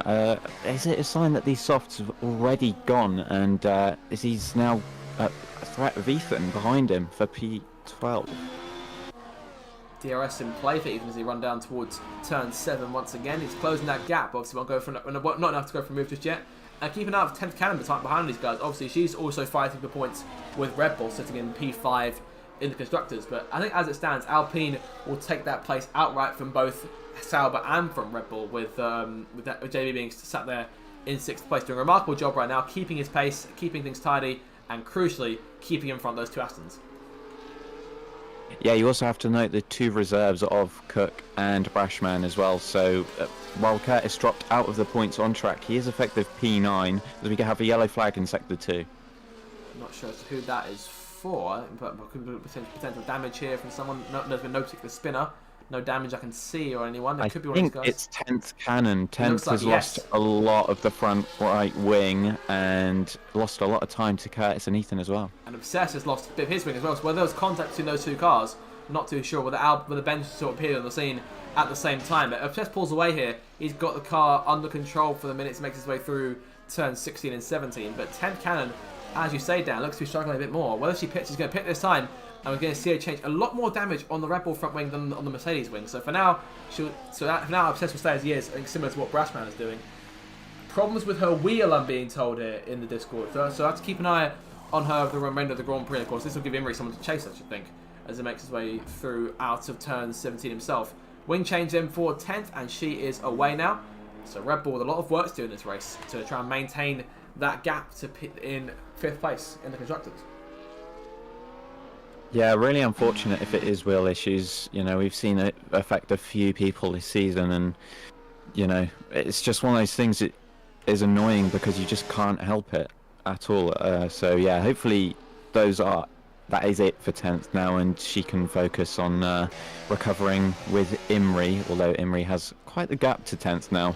So yeah, those hard tyres, clearly Imri, I think, has them working. See, Alvar starts to get a bit impatient there behind the two Aston Martins. AT fights to the inside of his teammate HB Cook, and there goes Alvar. Thought he was going to try and move on corner exit, can't quite do it, but HB Cook might come back at AT, going through. Yellow flag again here, and that's one of the Alpines. That is Curtis, who's got a problem of some kind. Thinking about hit the wall potentially, going out of turn number 14. It recovers the car, but now finds himself prey to both Obsessed and Ben, who've only about a lap or so of being away from a car with damage, but Curtis, no end plate on that left side. I think there must be the same part of the racetrack, Dan, punishing the same cars. His 10th retires from the race here. Pulling the car over in sector 2, and that's it. Yeah, I think that's a manual retirement for 10th. Very, very unfortunate. Again, if those wheel issues, hopefully she can get them sorted for next week. But yeah, Curtis into the pits. I do think he stayed out. Maybe just made the wrong choice of going on the softs there. Very much the qualifying tyre, not the race tyre's landlord. That was out. What? Big shunt there. And the virtual safety car's been deployed. You'd think that's a full one, but... And Groomer's got damage as well. Was there contact between the two RB cars? That's a double check on that if I can on my replay on my right. What's happened to those two? Very, very odd this early on in the race, but that's landed out. And Cott now takes the lead. So VSC for now. Unbelievable. I mean, I alluded to them having contact earlier, and they've, you know, something has clearly happened between them, because now Cott leads, which he did very briefly actually in Baku last week as well, before Grumio got him over the line. But yeah, it's a very big opportunity here for Williams as we're back green flag racing. I imagine we should see Grumio into the pit lane now with a lot of damage on that RB. Dan, are you trying to tell me that I missed a last lap pass for the win last week? Yes, you did. Of all the weeks for the Wi-Fi to go down, it had to be last week, didn't it? But Grumio's sitting out on the racetrack. He's got a lot of damage on the race car, but obviously we've seen him do this in the past. We've seen the races where Grumio's lost his entire wing. I think back to our first race in Vegas, where Grumio lost the entire wing around lap 18 or so, and did the last 7-8 laps without one. So we've seen him do this before. We'll see how he handles this, but he's keeping pace with Cott right now. Although I imagine Cott will likely pull away. Yeah, a very big opportunity to see our 5th race winner of the season, which would, you know, the least RDL has ever seen in a season is 4. It's happened a couple of times, so yeah, if Cott can do it. But Grumio is staying with Cott very, very well on harder tyres and without half a front wing. Fantastic job for him, but we'll see, of course, how much longer he can survive doing that. Webbsy and Matthew still now fighting for a spot on the rostrum, P3 and P4. JB now 5th. AT, HB Cook, Alvar, Brashman, Needham around the top 10. And of course, with the 2 reserves, that means that Obsessed and Ben are both currently scoring points right now. So it'll be 2 points for Mercedes if Obsessed can cross the line where he is. But obviously a penalty there for him, 3 seconds. The only car to get a time penalty in this race. So we'll see if that impacts him towards the end of the Grand Prix. But for now, though, he's in a points paying place. Something to note is that also there's 2 more reserves in front of Cottony. So Cottony, while 15th on track, is actually in 15th place. And Imri, P12, all of a sudden, points and P3 in the championship look a lot closer than they did on lap 1. Without a doubt here. Without a doubt at all. Of course, this train continues on. JB holding these guys all at bay right now. AT is now 2nd in that train, but can't quite find a way around the Alpine in front. Of course, Aston Martin, as they've come alive the last month or two, I'd say, in terms of decent races. Do you reckon there's any chance they can get themselves involved in this sort of fight for P5 in the Constructors? have like an outside chance, do you think, then? What do you reckon? I definitely think they can. Obviously, AT got first podium of the season last time out in Baku as well, thanks to some penalties for Imri and myself. However, they're effectively a third driver for Ferrari and RB. Obviously, AT gets on very well with Grumio and Landlord and gets to slipstream quite often there, and Ethan with Che and myself as well. So, they're pretty much affiliated with the top 2 teams in the constructors, and it's clearly rubbing off for Aston Martin. You said Ethan, did you mean EJ? Yeah, EJ is Ethan, yeah. There we go. I was very confused for a second. I was thinking, what other affiliation games are afoot on this RDL grid that we're not being aware of? Oh, Matthew with the slide there. Out of turn 14, we'll keep our focus on the racing for a minute while I avoid any thoughts of the team game outside of the current teammates. Cott still leads Grumio, and Grumio's still in DRS range right now, even on the harder tyres, and with that bit of damage. If he can go on and win this race with that damage on the car, then I'd be truly impressed with that. As he guns for, I think, is his 11th win of the season, I want to say. And let's double check that out. I was going to say, I can have a look as Huggy Bear gets 3 seconds. It's good to see and Ericsson does as well, so clearly followed the leader there. Although Huggy Bear's dropped back a little bit from Ericsson. He's now within DRS of Imri. Imri, who's overtaken Cottony on this lap as well. So Imri now effective P11 and is looking to go up to P14 on track. Brashman and AT both making passes here. I think both of them looking at DRS. Brashman's made a pass now, Alvar, and AT now in front. Oh, JB still fighting it. These two go side by side through turn number 8 and towards 9 now. JB over the curb a little bit, both avoiding contact. But AT gets the better drive off, and JB's got no choice but to stuck back into liners. Brashman going for 2 passes now, going for HP Cook as well. Dangerously close to that inside barrier going into turn number 10. I'd say that honestly, he was about a centimetre or 2 away from wiping the other end plate off as JB gets a slide there, going towards turn 13. Not a nice place to slide, but everyone's going for it right now. And as you say, Imri now making passes. He's into P14. And as you say, in a net P11 to mine. Is it P12, sorry, or is it P11? I'm not too sure. Yes, P11. Oh, yeah, sorry, because Ericsson's also reserve. Yes, that's correct. Right, well, there we go. There is the number crunch for you, and we'll continue on. So 3 cars at time penalty then, so Obsessed, Ericsson, Huggy Bear. Obviously, good to see both Ericsson and Huggy back on the grid. They've been around for a long time, so both as drivers and obviously as honorary members of the league. Alvar joining these guys now, 3 seconds for him, and I think the party there in terms of these penalties is just beginning. Yeah, I have to say, a very good race from JB at the moment. He has had a bit of a rough season compared to usual. I think he finished P8 in the standings last season, but he's just not been able to match some of his best results of last season as well. He got a P3 on the opening race, and he just hasn't been able to be almost close to, obviously, even Bahrain this season as well. So a really good race from the Alpine, especially when you have Aston Martin, Red Bull and Sauber all closing in on you in the championship.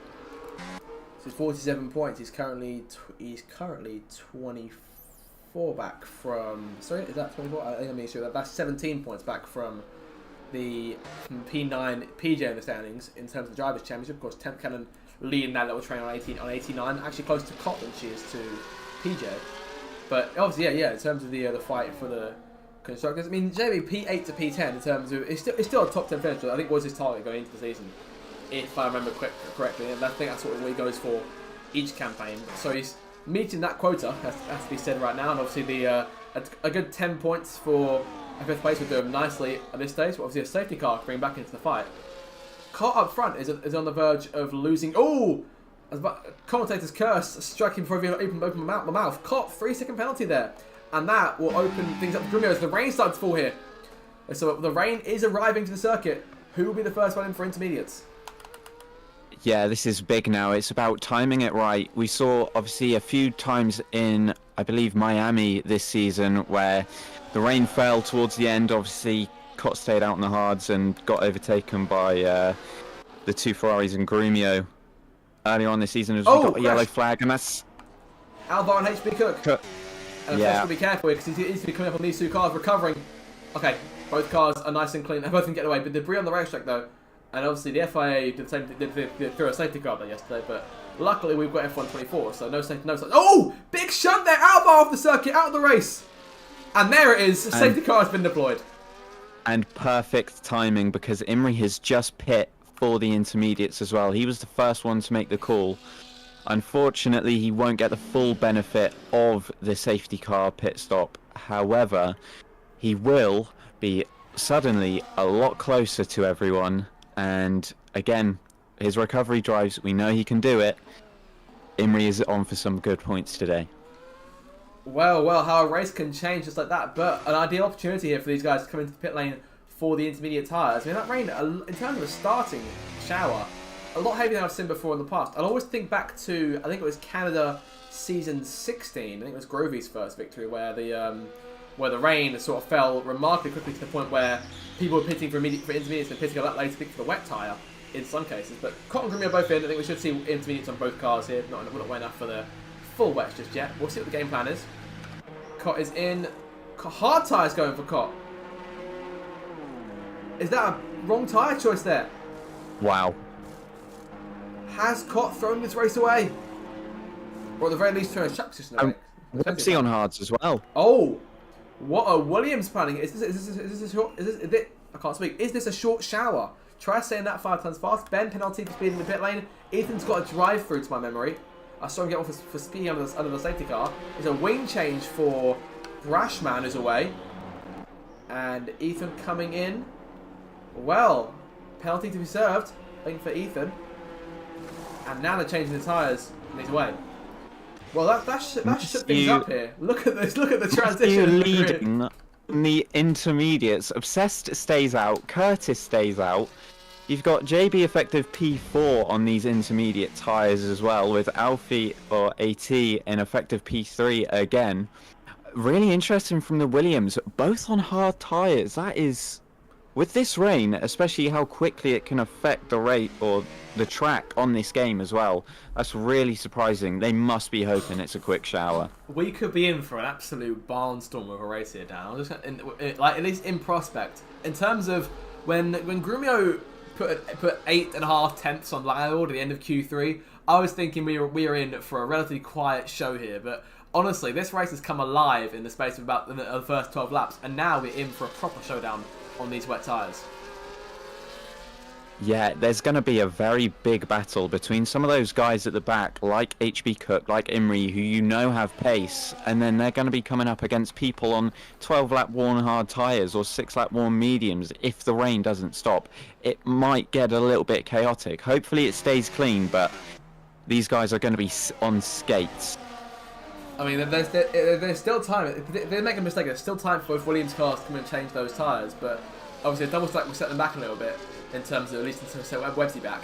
And that will obviously give Matthew the race lead if they both choose to do that. But Cott is staying out. So as you say, it must be thinking that we're looking at a very brief bit of rain here. Because I mean, rain was expected towards the end of the Grand Prix, not this early on. I think that's what's caught a lot of drivers so off guard. I think that's why I feel them have stayed out. Obsessed is in now, so making that change. I think he's also got to change a bit of his wing too. So Mercedes making that stop now. I think now is the right time to change onto those tyres while under the safety car. No change in that wing. So Obsessed will carry on with the end play as it is. In terms of obviously the cars that are still scoring points in this race, obviously Brashman, Ericsson, HB Cook, all reserves. Imri, Obsessed, and Cottony all getting points as of right now. If we lose 2 more cars in this race and all the reserves stay in the Grand Prix, that means that we'll be seeing those 3 cars obviously scoring points. As I give myself a weird sort of Will Buxton next moment there, but we'll continue as we are away from that. Matthew, of course, the first car on those intermediate tyres, so if we see him, and obviously Grumio behind as well, if we see those 2 cars overpower these 2 Williams machines at the start, I think that'll give us the indication of whether or not the 2 Grove-based machines have made the wrong choice. Yeah, however, Singapore is a very, very slow pit lane. It's about 28 seconds if you want to stop and swap your tyres, so they have to hope that this rain ends now for the track to be able to dry and them not lose that much time on everyone else. Again, if it does stay wet though, with tyre wear can be quite high around here. This could give me shades of China this season, where we saw a few people stay out as Websy almost sideways I saw into that hairpin. Wow. Yeah, bit of shades of China where just the temps were too high for the inters, so they wore really quickly, and you saw people make another stop onto the inters. I think we saw a really good battle between Hope and JB into the last lap on that one, but a few people stayed out and just avoided the sort of puncture territory. So it could be another race like China. Safety car, awfully late call there, but safety car is in this lap, and that rain is showing no signs of stopping it. But I think it looks like it's getting slightly heavier here. I'm not sure, but obviously Matthew and Grumio, the cars keep their eye on. Dan, truthfully, for some reason, I'm thinking here, I'm seeing Grumio not finishing this race for whatever reason. But I have to keep an eye on him here over the next 20 odd laps or so, for about 20, oh no, sorry, about 15, 17 odd to go. Green flag back in the air. Websy sliding there. I think there it is. That's the telltale sign as Websy, the poor restart here, down 2-3 places as AT tries into turn 1. Both cars on the circuit. AT maintains it, rejoins, but Websy falling away here. And there goes Cott sliding away. Williams have indeed carked it. Matthew, for the first time in his RDL career, leads a Grand Prix outright. And Grumio still hunting him down in second place. It's AT now back at the podium place in third. Yeah, there was a bit of a mistake from Curtis into turn 1 as well. He's dropped all the way to the back, and we're going to see these dry tyre runners really, really struggle. It is clearly very, very wet as Grumio makes a move to the lead. He's into the lead. That lead for Matthew, very short-lived. We'll see if Matthew can stay up with the race leader as it stands. AT there in third place, because if Matthew can't do it, then you might find himself under pressure from this guy in third. JB now fourth, then it's Ben in P5, Ericsson, Imri, a majority of his charges has been completed already. He's up to 7th place now. It's a fantastic start for him in this thing. Brashman P8, Obsessed P9, HP Cook rounds at your top 10. All of our reserves now in the top 10. So that means that as of right now, Cottony, Ethan, and I think Websy will be scoring points. Well, Websy right now, obviously these three has changed onto... Oh, Cotter's lost his wing. So Cott has found a barrier. In terms of damage, looks like everyone else is all okay in terms of these bottom three who have stayed out on these tyres. Yellow flag again. Cott may retire the car. I shouldn't think he would, in case we get another safety car. But I mean, the track. I mean, Dan, are we thinking wet tyres at all in this race? Or do you think it needs to be a lot heavier for that? I think it's got to be much heavier at the moment. It's so tight. Again, they stayed out on the drives for a reason. It could just stop. It could get worse. Singapore, you never know. I think the spray's got to pick up a lot more, though. It's still quite visible. Yeah, it's very, very tough to say. You can see these guys struggling on rails or on skates rather, as you put it on the safety car. You are completely correct in that, Dan. As Websy and Curtis are both staying out on the circuit. So whether these guys have got something up their sleeve, just trying to endure this period, I'm not too sure. But you'd think they both would have stopped by now. Cott needs to change his wing. So whether he picks on 7 minutes now, we'll have to see. But what are Websy and Curtis playing? What do they have up their sleeves? I'll have to find out what they've got over the course of the Grand Prix. But up front, it's still Grumio by 2 seconds now with Matthew. And the 2 back to AT has got JB and now Imri on his tail. So Imri with a chance to get himself back on the podium. Yeah, definitely. Like I said, great recovery driver Imri, and Williams will be thinking about the opportunity they've lost. They were running 1-2. If they went onto the intermediates, you know, they would be picking up more points than Haas again. So, yeah, really, really big opportunity for Haas to try and extend that lead for that battle for P3 in the Constructors. And obviously, if something goes wrong with Grumio, I'd say those two are arguably the favourites to win this race. It's Imri also looking for his first win of the season. Has he got the pace to try and challenge Grumio in this one? I have to wait and see there. But first, he's got to get around both AT and JB and obviously take on his own teammate for position too. And obviously, those guys are both, I'd say, matched on pace at this point in the season.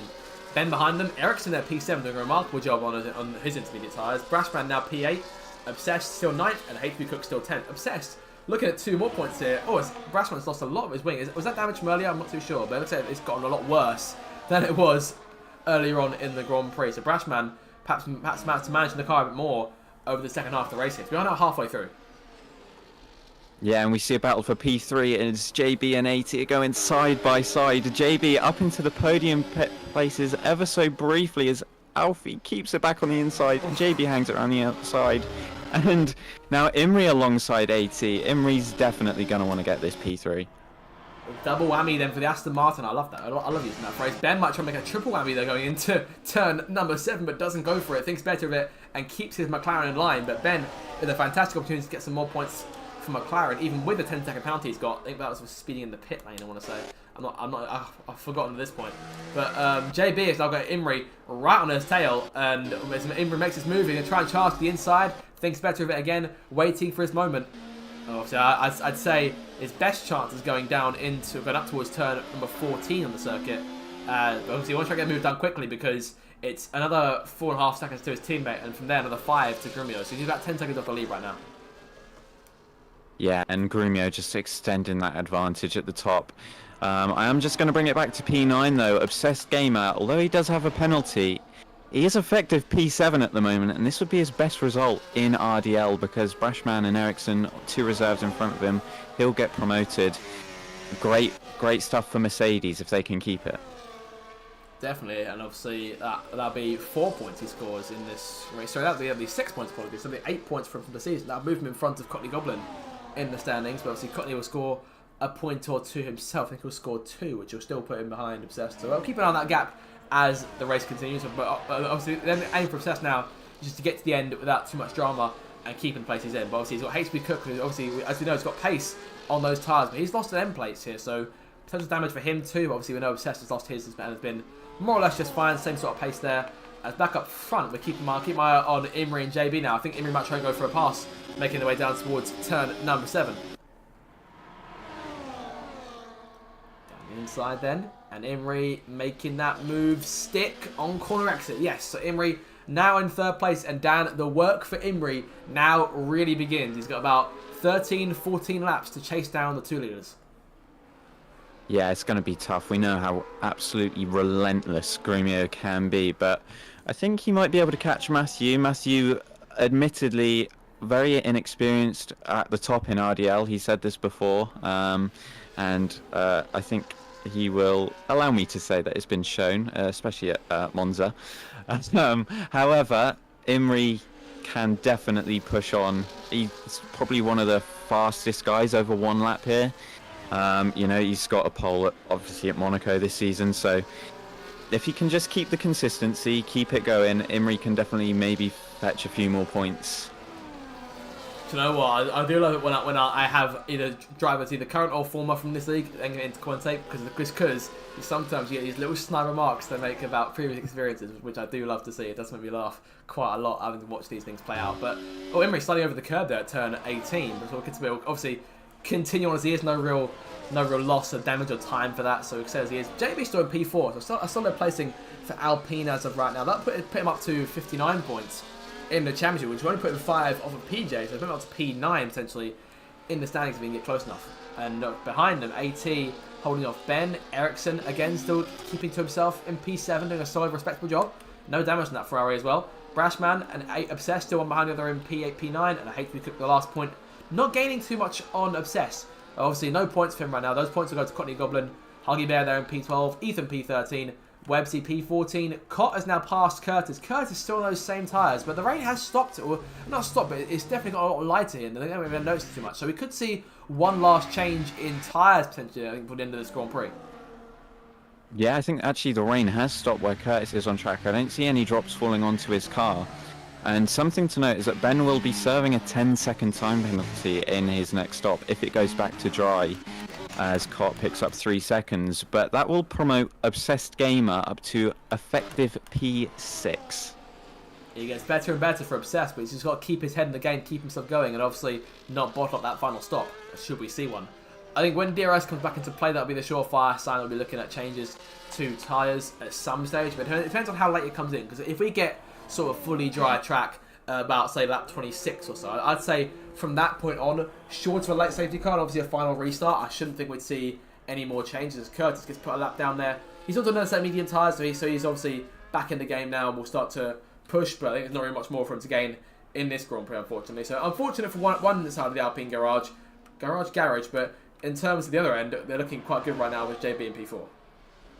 Yeah, Matthew picking up 3-second penalty there. That makes Imri's job a lot easier. He's already caught about 2 seconds since he made that move on JB. So, as now Obsessed, also one of the early stoppers onto the medium tyres. Is this the right time for the dry tyres? We'll have to wait and see what he's got lined up.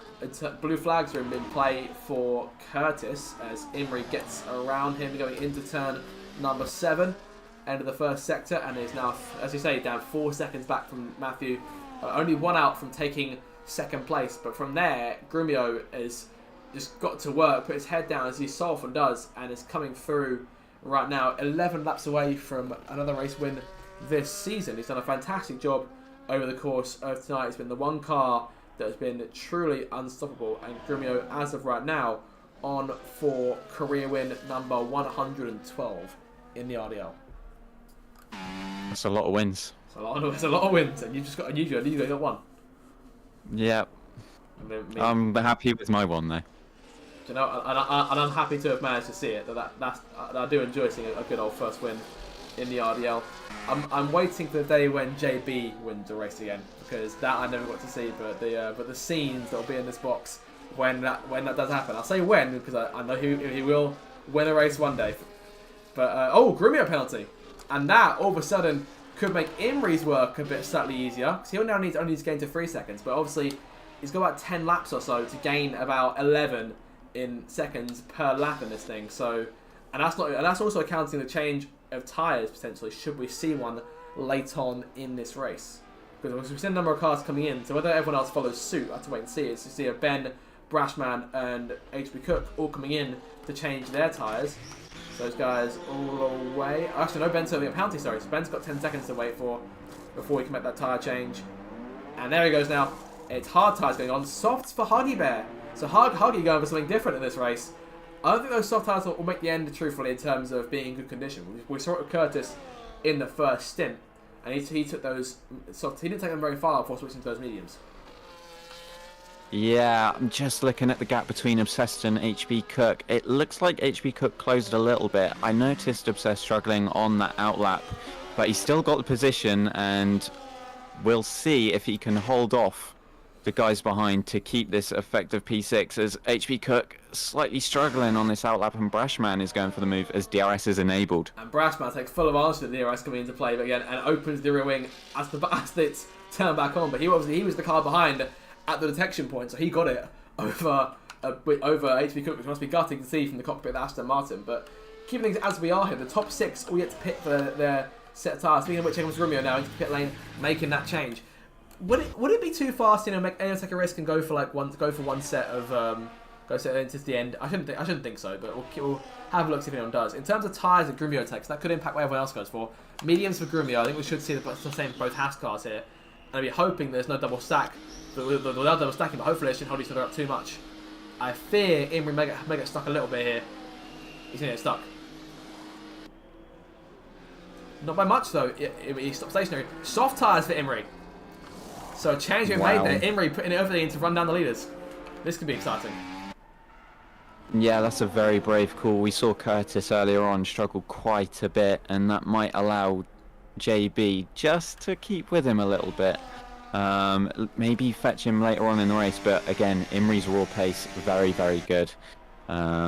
It might cost him P2 in this race, that little hold in the double stack as well, but yeah, hopefully he can make these last 10 laps. It is quite a stretch, though. I fear for him.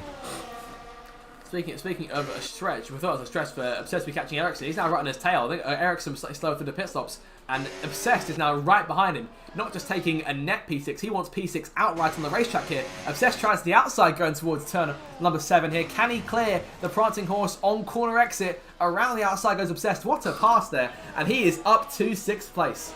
And obviously that 3-second penalty to play with, but obviously the cars around him are not full-time drivers, so crucially, the next car in terms of full-time back to him is Ben, who he is a good, if I look at my gap here, he is about 7 seconds clear of Ben, and Ben's got one of his own, so Obsessed is now more or less safe in 6th place. We can keep things as it is until the checkered flag. Yeah, he's just got to keep it calm and controlled now. Hopefully, Ericsson doesn't get too close to him, otherwise it might just put him under a bit of unnecessary pressure that he doesn't really want to feel, especially at this stage of the race. P6 for him is a big result for the team and himself. Again, driver of the day performance, but there's so many of those going around at the moment. Yeah, I mean, Grumio being dominant, Imrie charging through the field, JB holding off a number of cars to help this thing, Obsessed up there, P6 obviously fighting his way through the order. It's been fantastic. I'd say the drivers of the day who in the opposite direction, have to be the Williams cars, obviously threw away the opportunity, perhaps for a 1-2 in this thing if tyres had gone their way, because we know how good these two are in the wet, Websley and Cott, but it's Grumio up front. I think he's had control of this race since day one, but obviously, day one since lap one, sorry, but Imrie, there's every chance, I'd say, if Grumio gets any more penalties, obviously if he gets 6 seconds, then that could make things slightly tough, but even so, right now, Imrie's got to gain 13 seconds. That includes getting around his teammate, but those soft tyres aren't doing him much good right now. He's keeping that gap is not really shrinking as much as I thought it would to Matthew. Yeah, as we see Brashman make that move on Ericsson, Brashman, I finally see him with a full front wing for once. So let's see what he can do with an intact car. We'll keep an eye on him here. So he now puts Obsessed under pressure, making their way down towards turn 10 for the 23rd time in this Grand Prix. As you say, Obsessed, I wouldn't think he really needs this kind of pressure this late on in the race. But I mean, technically, he could just let both these two cars go and know that if he keeps it in front of Ben, that's the only thing that really matters for him. But I'd say if he lets them go, he doesn't want to then spend unnecessary time and put more wear on his tyres, chasing them both to maintain DRS or that sort of thing. I think for now, he's just got to not focus on the cars behind him. If they pass him, they pass him. Then a reserve, so they've got no impact on his final standing, and just focus on getting to the end of the Grand Prix, because, as I say, it's now a good 7.5 seconds to Ben. I don't see him closing in on those hard tyres anytime soon. Yes, although Ben, I didn't see him get the 10 seconds in the pit lane, so whether it might be one of those where he was actually below the speed limit and he can get it removed. So Obsessed might want to try and bridge that gap to Ben just in case, as Brashman does get Obsessed into turn 1. I can confirm Ben did serve the penalty in the pit lane, so he is where he is for now. Oh yes, well, whether the 10 seconds might get removed from his race time going through the Stewart Port tomorrow, I have to wait and see on that front. But as of right now, in terms of live standing, he is, well, actually I think he's closing in a little bit Obsessed now thanks to that pass, as Cott gets another penalty for himself with multiple warnings. So that's 6 seconds from him now, I believe, if I double check my maths. That's 9 seconds, apologies. So Cott's got the most of anyone right now. Only car with more than 3 on the racetrack. Obviously Ben had 10, he's now served that. He's just got the 3 seconds now to think about. And Imrie now closing on Matthew, so that race for second is well and truly on. He's about a lap or 2 out from getting DRS, and then from there he needs to hope as a safety car to bring closer to Grumio. Yeah, but again, we saw those soft tyres drop off quite early with Curtis. Whether, again, it was a greasy track as Grumio sets the fastest lap of the race. Whether it was just the track being greasy for Curtis that really made him struggle on those softs, we'll have to wait and see. But Imrie does have to be careful about that tyre wear. And something that Ben actually has to be wary of is, with that 3 seconds, Cottony behind is slowly catching as he's slightly sideways. But again, 2.3 with a 3 second penalty. Cottony could be on for some good points himself here. Cottony just 4 points scored over the course of this season. As of right now, he's putting himself into a 8th place finish, which would be enough to get another 4 points for his standing over the course of the year. So Cottony then looking for some good points for Red Bull to try and keep them in that fight with Sauber and Alpine. But I'd say JB is going to help Alpine push towards the top of that standing as he gains another 8, I believe. Oh, a penalty there, as I say that, for JB, and I think that AT is still in range for him to... Oh, no, sorry, no, he's not. That's the gap to the that's the interval, not the gap to the... never mind. So, no, so JB's safe for now in P4, even with that penalty. But if AT starts to close, then obviously that could be curtains for JB, but doing a fantastic job in P4 nonetheless. As Imrie, almost inside DRS range. He is inside DRS range now. He's using his ERS just to get inside that slipstream. Whether he'll be dragged along the rest of this race by Matthew, but it's Imrie. He'll want the position on track. You know, as we're seeing back and forth the fastest lap between Cott in P15 and Grumio in P1. Grumio dominating this race here. 17.8 seconds to the good right now, and I think nothing can really stop him now. He's 6 laps from victory. I think he can only undo this himself in terms of that advantage, but it's all eyes on Imrie in the race for the second spot. JB by himself now, so he's to bring the car home. 18, the same thing. Brashman now P6. If on reserve, that's a fantastic spot. Obsessed in P7. Again by himself. Ericsson's falling away a bit. HB Cook closing on Ericsson now. And Ben has still got Courtney going within 3 seconds, so you need to hope that Courtney gets a penalty himself of some kind. Huggy Bear there in P4, P12. His soft tyres have not really hit the cliff just yet. He's doing okay right now. Ethan P13, and it's Websy, Cott, and then Curtis rounding out the order. And in terms of, because there's 4 reserves on the grid in tonight's race, that will mean, I think that will mean that Ethan, Websy, Cott, and Curtis may all score points. If I double check this, Grimio, Matthew, Imri, JB, AT all scoring points. Obsessed 6th, Ben 7th, Courtney 8th. Okay, no, I was wrong.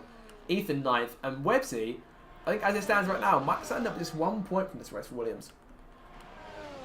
Yeah, it looks like one of the Williams will score points at the moment. Curtis almost a pit stop behind Cott. Yeah, as Matthew actually just picked up another 3 seconds there. Oh. Pretty much concedes P2 to Imri, who doesn't have a penalty at the moment. And again, Imri was in DRS very briefly, but I think these softs might have fallen off already because he's dropped instantly back out of it. Yeah, at this point, it'll see 6 seconds on his leaderboard on the top left of his screen, and we'll note at this point that he doesn't actually need to pass Matthew. He's got to finish in behind him. But as you say, Dan, we both know Imri. He'll likely want to go for that spot if he can, but if he can't, then I think he's more than comfortable just sitting back and waiting for the second flag. And honestly, in terms of the Williams car, if it was me, because Cott is constantly set the fastest lap, if it was me, if I was Websy, I'd back off and let Cott go here because that's potentially 2 points the team can score instead of just because Websy's getting 1 point right now. But if Cott finishes in front of Websy and takes fastest lap 2, that's 2 points for the team. So that's the damage limitation ever so slightly to Haas's advantage being extended by a big margin in tonight's race. So that's my call, but obviously we're not team principals in this in this league. So well, there are no team principals, so we keep things as they are. Yeah, and something else to note is that Cott does have time penalties as well, so Websy would have to drop back quite a bit to allow Cott to get that point. Yeah, Imri constantly dropping further and further back. He might have a job to stay within 6 seconds of Matthew because these tyres don't look like they're going to sort of match up with the mediums anymore. They are clearly the slower tyre now, those 5-lap-old softs. Going back to Austria about not too long ago, where obviously the tyre situation wasn't fantastic there, but obviously the late charge for Grumio to keep everyone at bay behind him, while Landler went on to take the victory despite having 6 seconds of penalties. I wonder if we get the same sort of case here as Matthew just trying to get himself out of that penalty range to keep himself from losing those spots to Imri. But of course, Matthew on for his best finish in the RDL. I don't think he's actually finished. If I double check my board here on my left, I think since joining the league, yes, he's done 3 races. He's finished in the points in all 3 of them. This is about to be his first podium in the league, which would be a remarkable achievement for him after just 4 races. Yeah, just looking at the last laps, I think Imri's about 1.3 seconds a lap slower than his teammate as Curtis.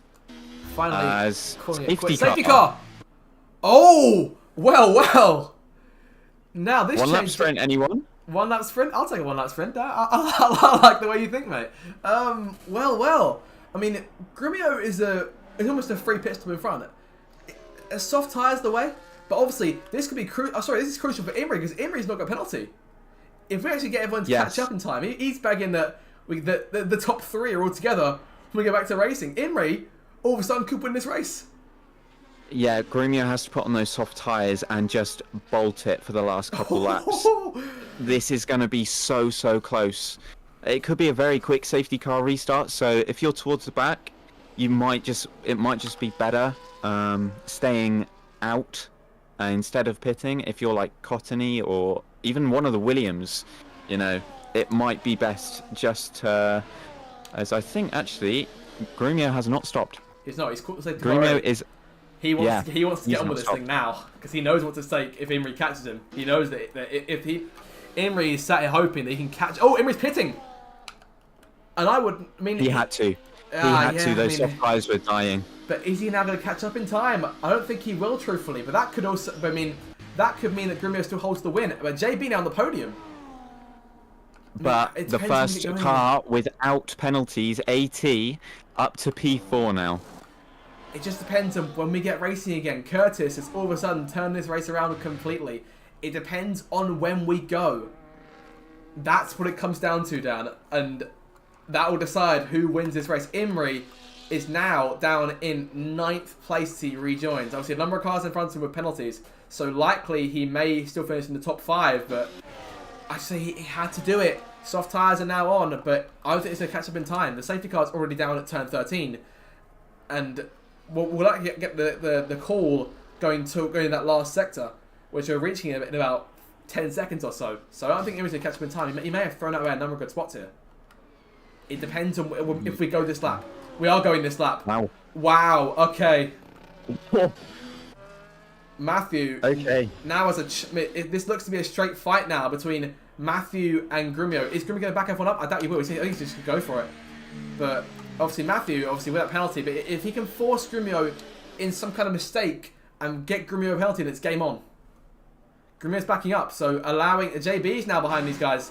So JB could try and have second place. And AT's with them too. Okay, Grumio's going to back up to AT and then go as soon as AT's gone, I think. I think that's the plan. He's going to reach him in the corner, though. He's going to try and get AT the win here. Could we see an unlikely winner at Singapore? Grumio's going. 2 laps to go to settle this one in Marina Bay. And Matthew needs to stay with Grumio at the very least to keep himself on the podium because he's currently the odd man out in the top 4 right now. 6 seconds of penalties to his name. Imrie, like I say, I know I keep saying he had to pit, but it all comes down now to what's happening up front. As Grumio leads Matthew back to turn 5. Oh, AT! Sliding there.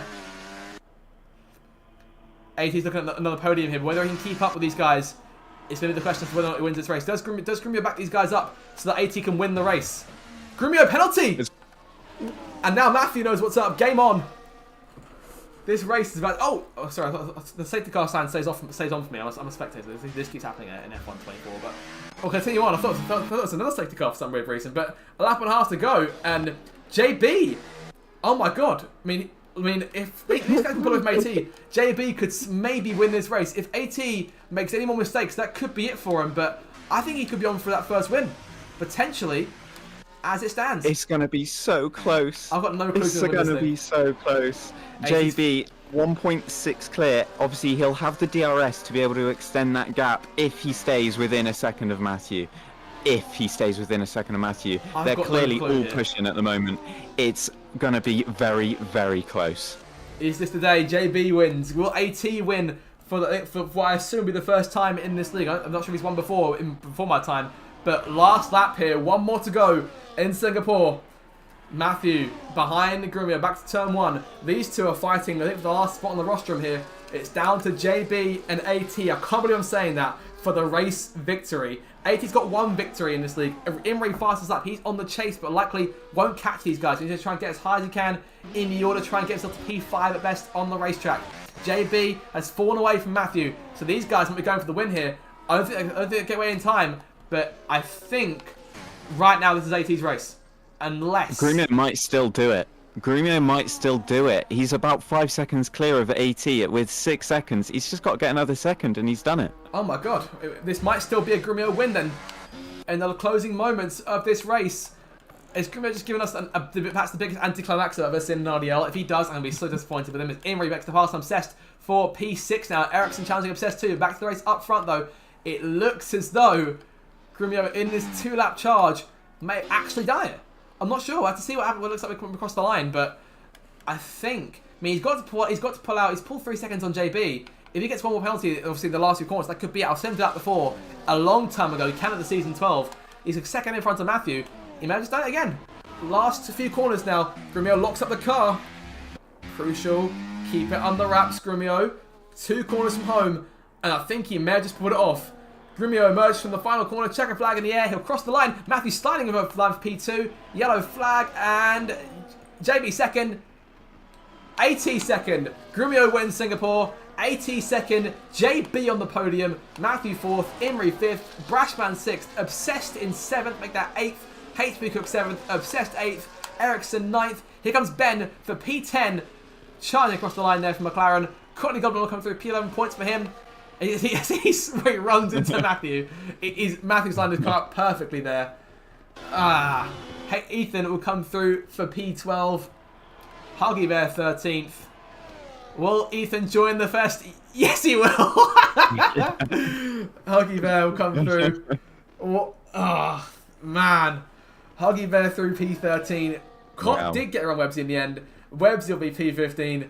Singapore, this race never disappoints. Yeah, it's a shame that I've missed it because there were great opportunities there, but 2/10 between Grumio and AT at the line. Must be heartbreaking for AT, but again, Aston Martin big points more than Alpine and are further and further up the grid. Great result from JB as well. His first podium of the season. He'll be so delighted with it. I have to speak to JB after that. I have to speak to AT as well. Obviously, we're never going to get Grumio in for an interview. I think I'm going to go in once or twice in the early days. But Grumio then, another win for him. And when it looked like one of these two guys flanking him on the podium was going to do it, he's turned around and just said to us, sorry, lads, you don't get a first-time winner this season. I'm going to take another one. Thank you, Grumio. You've really ruined a fantastic point moment there. But you know what? He's got pace. We can't deny it. Grumio wins Singapore. Dan, just give me your thoughts on that whole thing, mate. Yeah, great race to watch. I'm glad that I joined you for it in the end. Great shout out to Obsessed as well. P6 after reserves are taken out. Cottony as well. I think he's P8 after reserves are taken out, so he doubles his points tally as well. But that incident, maybe an incident, I didn't see it, between Landlord and Grumio. We'll have to see whether anything happened there, because obviously Grumio got damaged, but if he gets a penalty, that could be a win for AT, and it might end up being Matthew's first podium in RDL. We'll have to wait and see there, but obviously for now, though, I have to stick with the result that we've got. But still, a thoroughly enjoyable race. A number of people who we often get for interviews to talk to for this one. But that was just a very, very enjoyable race to watch. I thoroughly enjoyed that whole thing. Singapore, like I say, doesn't normally disappoint. There have been races where perhaps even the race where Grumio spent the majority of it running off, we still had a very, very enjoyable race. And we'll get to post interviews now, so we'll get to speak to some people and just get their thoughts on that race as a whole. And we'll see who gets to join us.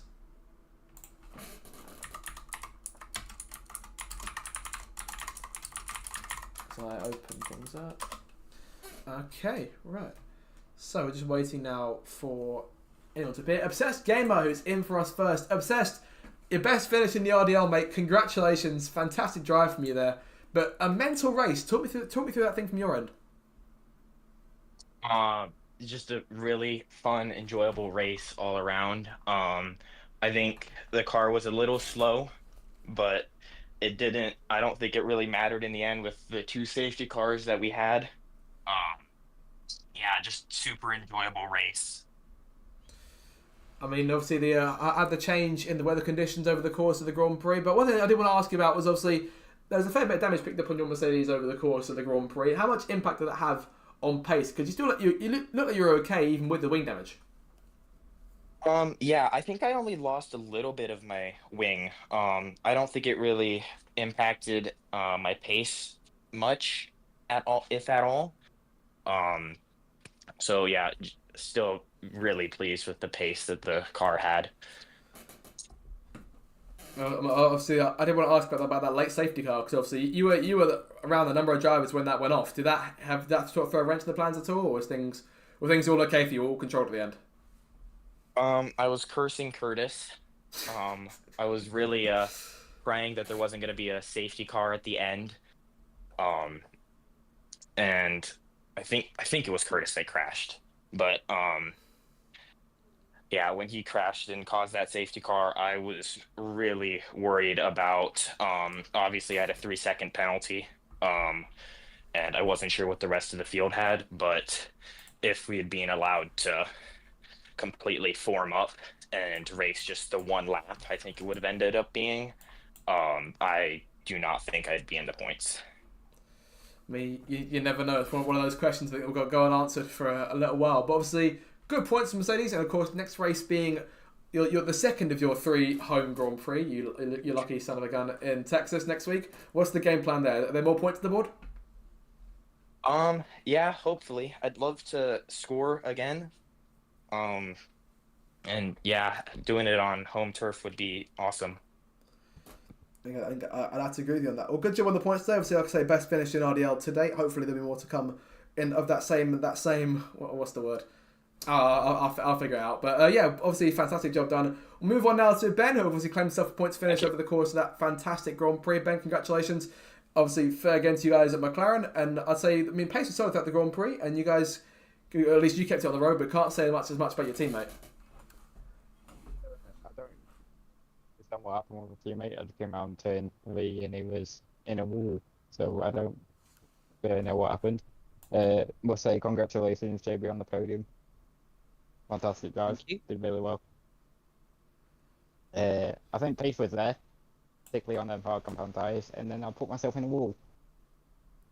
That did happen, yes. Yeah, that wasn't the smartest idea. But obviously, but yeah, No, sorry, that's the last one. Carry on. alright, okay.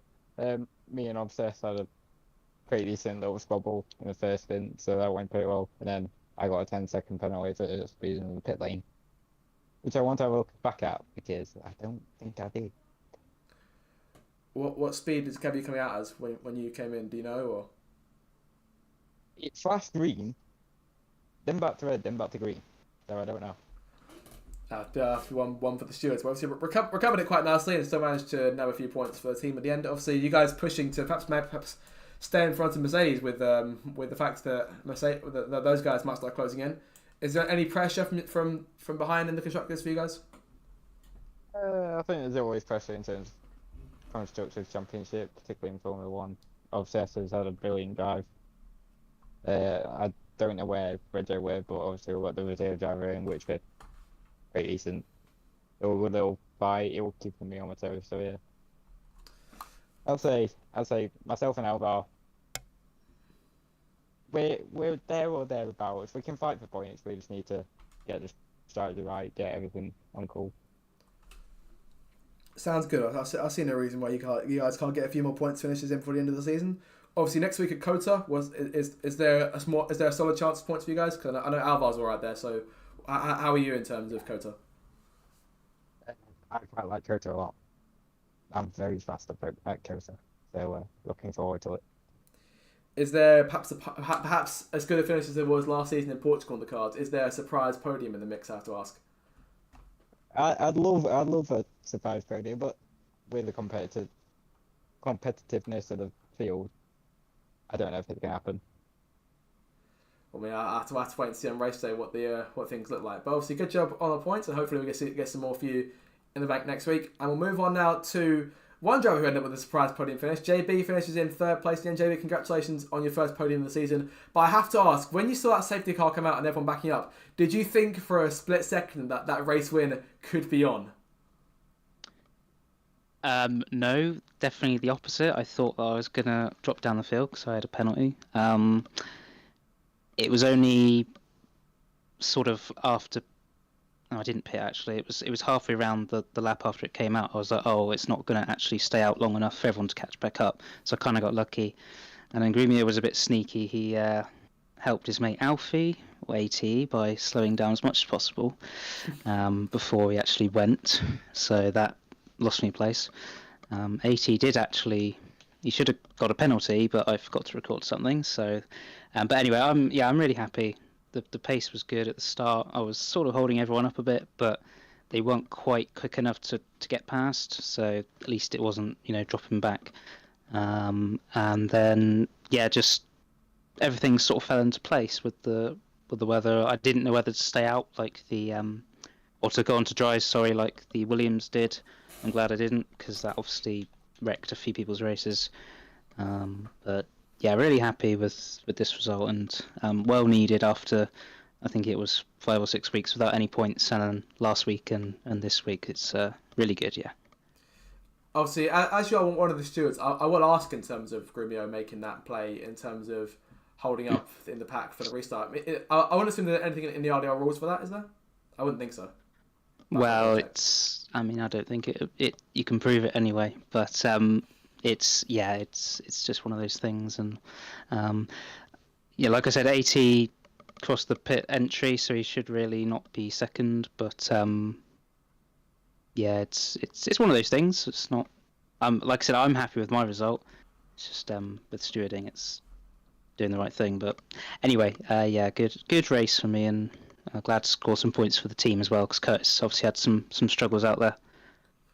Yeah, good points for Alpine. I think that'll put you guys in front of both Sauber and Red Bull going into the last few races. Is that spot P5? Do you guys reckon you can hold these last 6 races? Well, 10th. I mean, she had those wheel issues today, and she probably would have been a bit further. She probably would have ended up in the points come the end if that hadn't happened. And PJ's back next week. He's been on holiday, so those guys, you know, they're very much on a par with me and Curtis. So it's going to just be a case of seeing who gets the better setups and whatnot going forward. But yeah, hopefully we can keep ahead. And in terms of a more personal standpoint for Kota next week, is there another points finish on the cards there? Points maybe. I certainly wouldn't expect to finish this high up. I think today was a bit lucky. I have to thank Dan for the setup because it worked very well. But it's Kota's not really one of my best tracks. Any track with S sections is not really good for me. So we'll see what happens. But yeah, hopefully at least in the points, because yeah, that month of not scoring any points at all was painful, and I'm definitely behind on where I was last season with in terms of points. So if I can keep up sort of P8s, P7, something like that to the end of the season, that would be right back up there. Hopefully near 100 points at least by the end of the season. Do you know what? Me and Dan did talk about that briefly on the stream, so let's listen back to that conversation. But yeah, good job, obviously good job on the podium, and hopefully we'll see some more strong results from you in these last 6 rounds. We'll come down last of all to Matthew, who obviously chased Grimio the majority of the way in the end of that race. Matthew, congratulations on the points finish, but was the first podium there for you today, do you think?